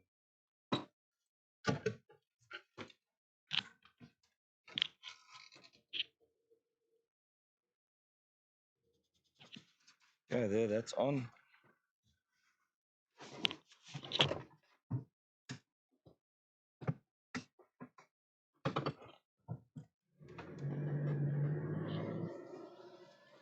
Yeah, let's see if we can get to the gate and check in, and then maybe roll back. But that doesn't seem. There used to be a water right here. There's the Lanyante Bridge, or the bridge to Lanyante. Where was the water? Right here, it's fully grown. It was actually a bit back. Okay. I'm just gonna go check into the office quickly. Do you want a sticker? No, we'll do a sticker tomorrow morning. We're coming out the same way. Then we're going to Tobolos. Yeah. The Bolos.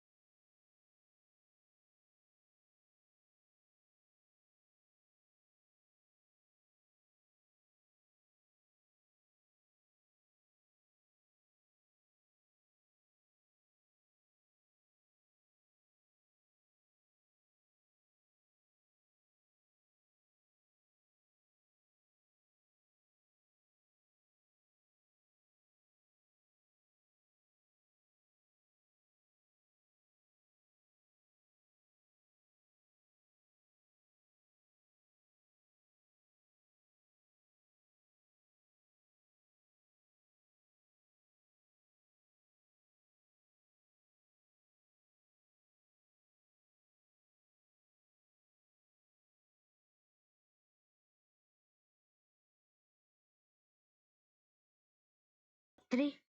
Yeah, so we are at camp early. That is great, but they've got no supplies at the shop, and we need some cool drink for this young man. I bought 5 liters of water just now, but we're just gonna go up here. She said 1.5 kilometers. Private lodges. There's a private lodge called Belmont. Maybe they can assist us before we head into our camp for the night. So that's where we are heading now.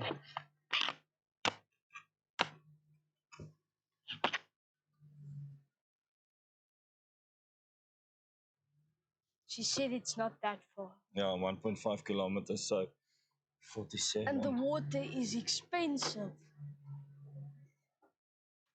50 pula.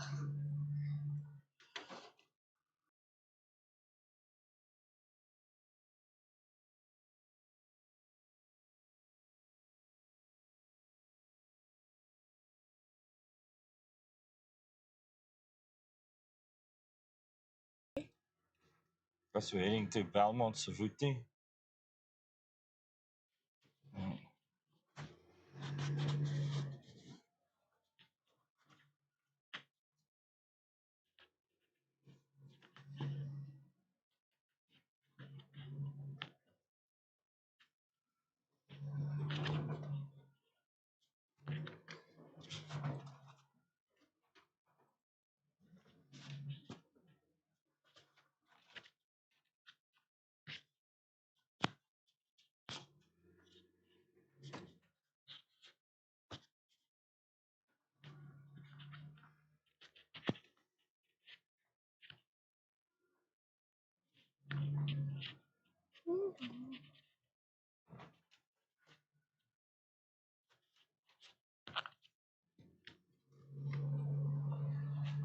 No signal on the top camera.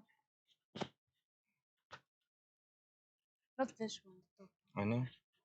Just give me another battery, please. Battery.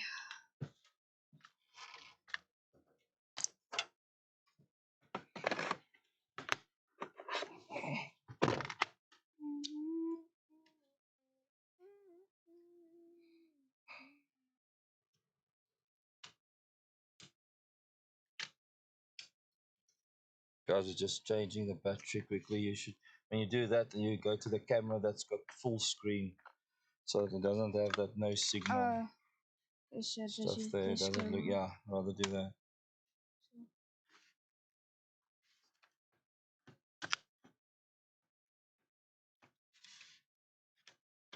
Just changing. Exactly.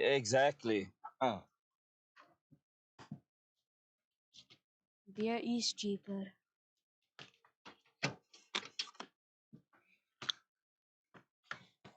But yeah, the lady in the shop also wasn't very helpful. When I got to the gate check-in, there was a lady there, and I asked her because the lady in the shop said there used to be a steel container here with cold drinks and stuff you could buy. Now the lady in the shop told me no, that's closed. It doesn't exist. When I went to the lady at the entrance gate, she told me no, it is there, but it's just locked up now. The guys are gone. And then she told me about this Belmont place at the lodge that we can probably get some supplies here. So she said it's 1.5 kilometers Did from you there. put it on? Just see. I'm tired. Sorry, guys. It's been a long day again.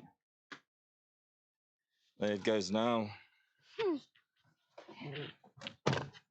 Okay. Should have a feed now. 1, 2, 3. Okay.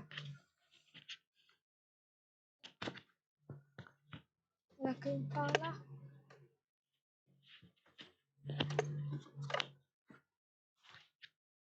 Dat Impala zit niet lekker.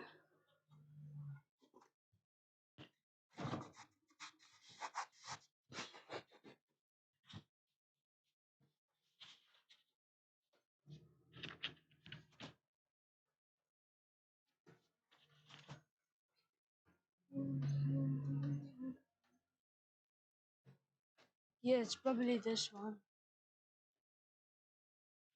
200 meters away. Okay.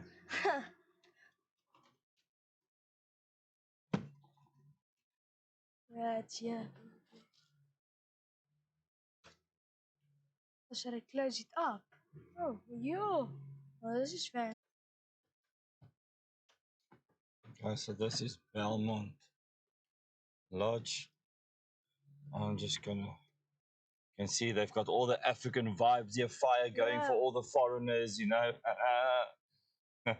And I'm sure it's beautiful in front. Yeah, I'm Let's just see. gonna I'm gonna mute us.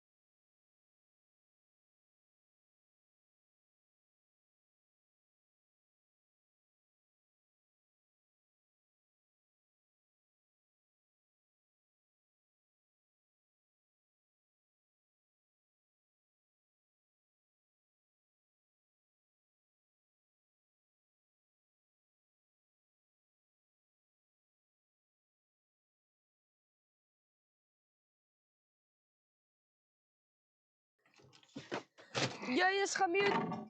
Unmute. Okay, guys, so we just stocked up on a couple of cool drinks and supplies here at the Savuti Lodge, the Belmont Lodge, because Savuti didn't have any of those luxuries, as we'll call them out here.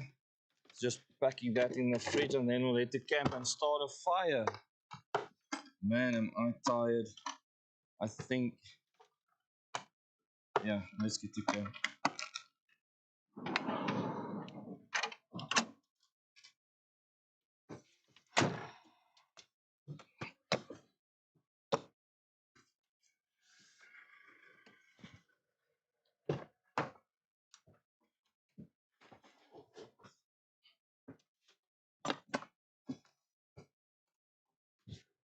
No, we're not having supper at this lodge. This caters only for the international market. This is luxury. There's a heat. It's not even that luxury. It's all just a lot of wooden decks and tainted camp off sections for your seating area, but it's nice. Of a discount because of the situation. And a small St. Louis, a 340 ml is 25 cooler. What's the price? So for 3 Fantas and for 3 small St. Louis, it was 161 rand. So just to 161 rand. So just to what was the place called? Savuti Belmont Lodge or Belmont Lodge or Savuti Lodge. They had all 3 names on the boards coming through, yeah. But I mean, what I mean by luxury, it's there's a heated pool. Yeah, but having a heated pool doesn't mean it's luxury. I mean, yeah, if that's your measurement of luxury, then Isn't it then I luxury? can put a bath in your resort and call it luxury. But anyways, be that as it may, No. Chobe Safari Lodge is much more luxurious. So, but Actually. you'll see. Safari Lodge is much more luxurious. So, but Actually. you'll see. Just trust me. Just trust me. Let's see how much it costs to stay here a night.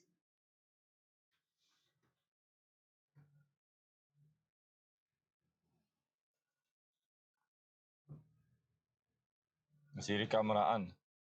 Antonio? Nee, Hoekom nie? want hy's pak.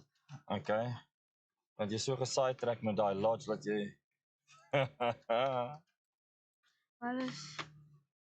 give us a battery for this one, please. Just changing batteries, guys. I think Antonio is now so caught up with this lodge that all the batteries are flat. that all his monkeys have left him. There are no full Okay, batteries. but there's one more camera. Where's the other one? Camera 3.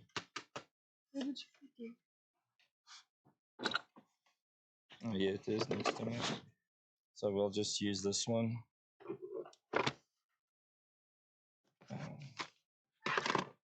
Right, guys, we are running out of cameras and stuff. Yeah. Batteries.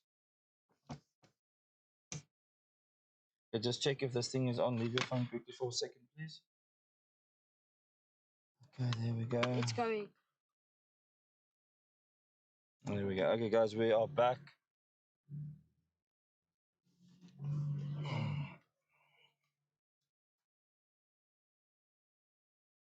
Joe! Antonio. Guys, it's... Wag net dat ek net hierdie GPS coordinates insit.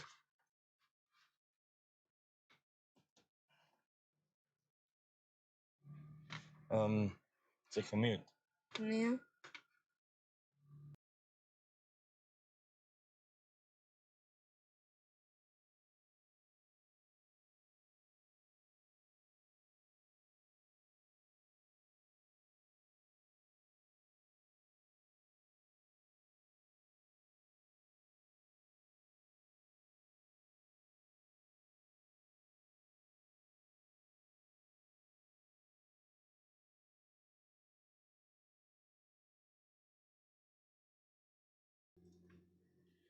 Yeah, so Antonio just had a look at that's why he almost had a heart attack next to me. It's so if he was looking properly, talking under correction, yeah, it seems to cost 14,000 pula per night per person to stay there. So just check it out for yourselves. That information has not been Confirmed. verified by me. It's what the teenager next to me Googled. So yeah,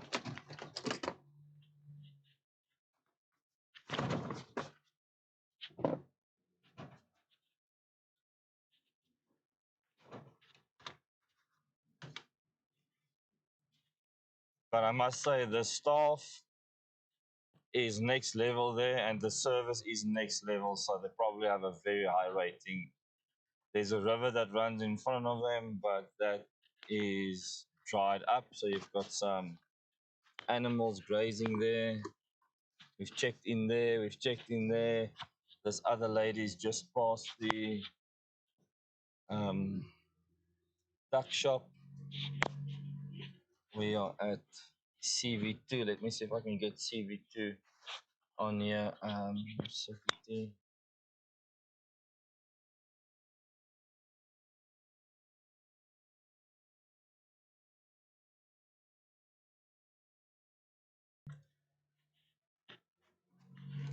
Okay, so this thing can't get that. Like, so let's just look for CV2. I think you guys are probably thinking that I'm lying that about the fact that animals come through camp because of the way that this year's trip is going. But yeah.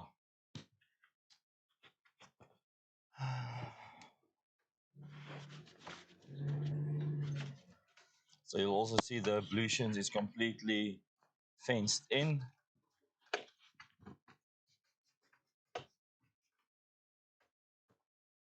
So this is a tuck shop I was talking about. It's got a big sign beer there, but they are closed. There's spa and massage here.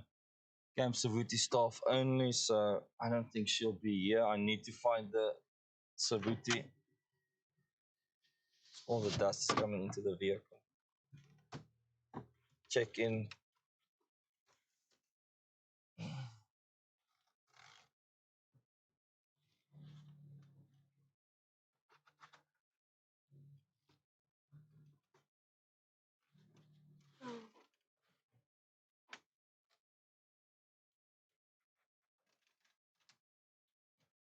Welcome to Camp Savuti. No entry private. Okay, so they must then come find us because I don't know where they are.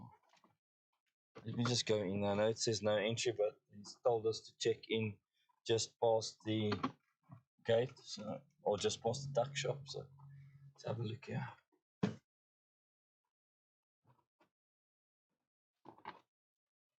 They say welcome. No, this doesn't. This is too fancy for just a receptionist check-in.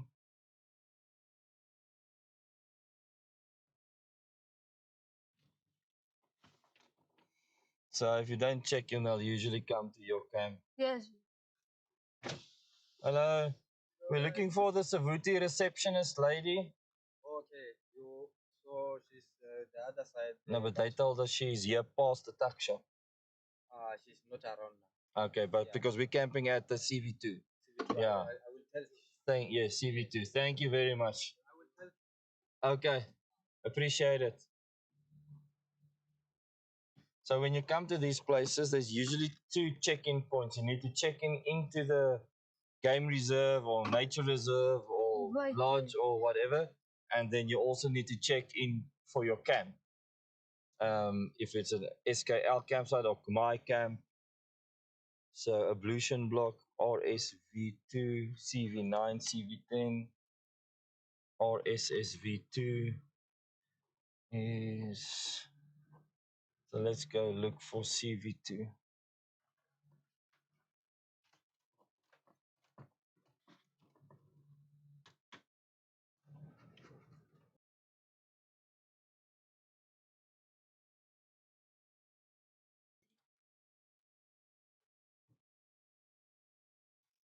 So you see, now I've got 3 ways to go, and not one of these shows me which way CV2 is.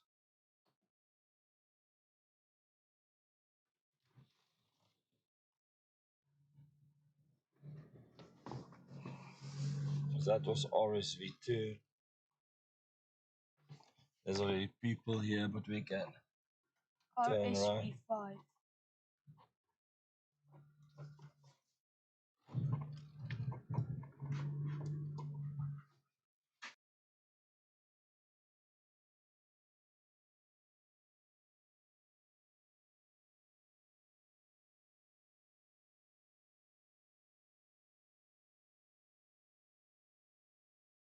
And you made it. We're just looking for camp.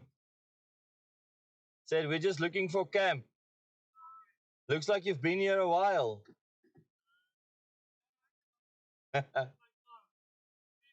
It's clean, awesome. Great stuff. Again, okay, awesome. CV2, I don't know where that is.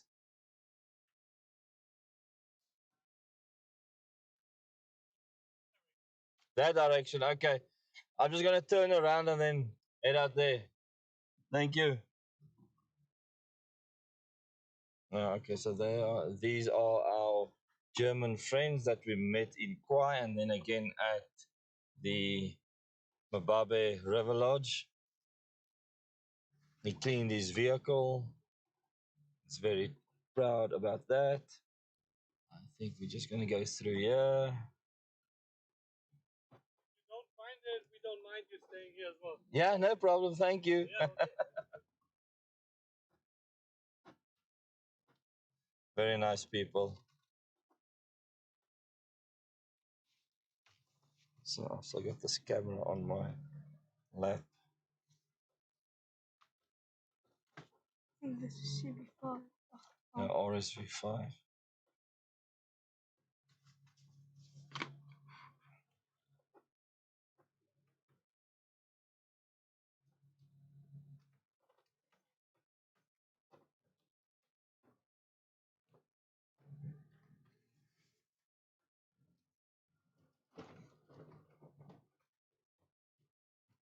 There are people down there. I just want to revisit this board here.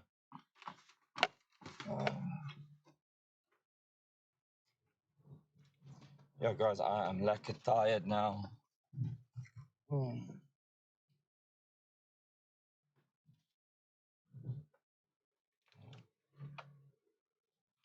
CV. Yeah, you see it. CV9 and 10 is that way. Yeah, you see, it's got no indication of anything else.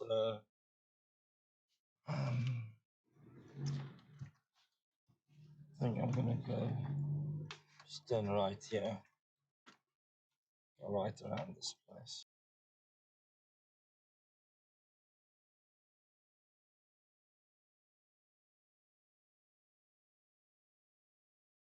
That's so that means to the right of the ablution, okay?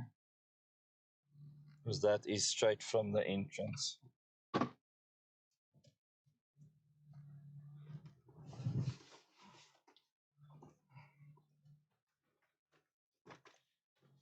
So the entrance is from my right, so straight would be left here. Now the entrance is behind me. See camp spots there. I don't see any indication of boards.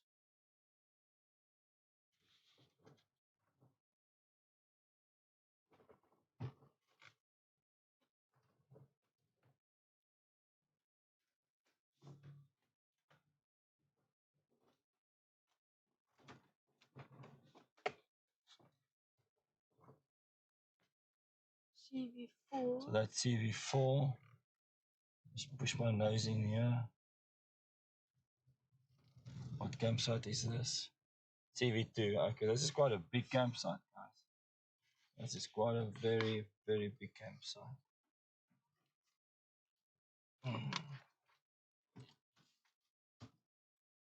And yeah.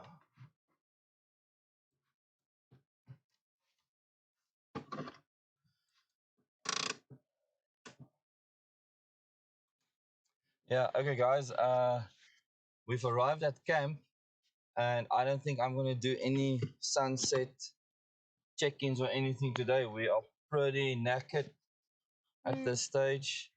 I mean, and this is all what you can see. I mean, it's still pretty beautiful and spectacular, the sunset through there. But yeah, I think we're gonna switch down. And yeah, everyone, thanks for joining. We did a 78-kilometer drive today from the Mbabe River Lodge to Savuti. We had some animal sightings, some giraffe, some zebra, some elephant, a lot of impala and birds. That was pretty cool. That was pretty awesome. We went to some thickish sand, and it is now 28 degrees Celsius. We've got 123 kilometers left in the tank. Completed 3,350 kilometers in total, and tomorrow we head off to Tobolos. For now, we're gonna start the fire. We're gonna get out the meat, and we're gonna just chill and relax. Shame Antonio, he really needs that now, and so do I. And if you want to support the channel, check in the description below. There's a link to our Patreon page. Join as a free member or a paid member. Either way, it helps the channel. Leave a like, subscribe, and share, and repost on our and repost on our socials. That will also help a lot. There's super thanks and super chats that you can partake on to keep this channel authentic, real, unscripted, and unbiased. See you again. This is Born to Roam Africa coming to you live from Botswana 2026.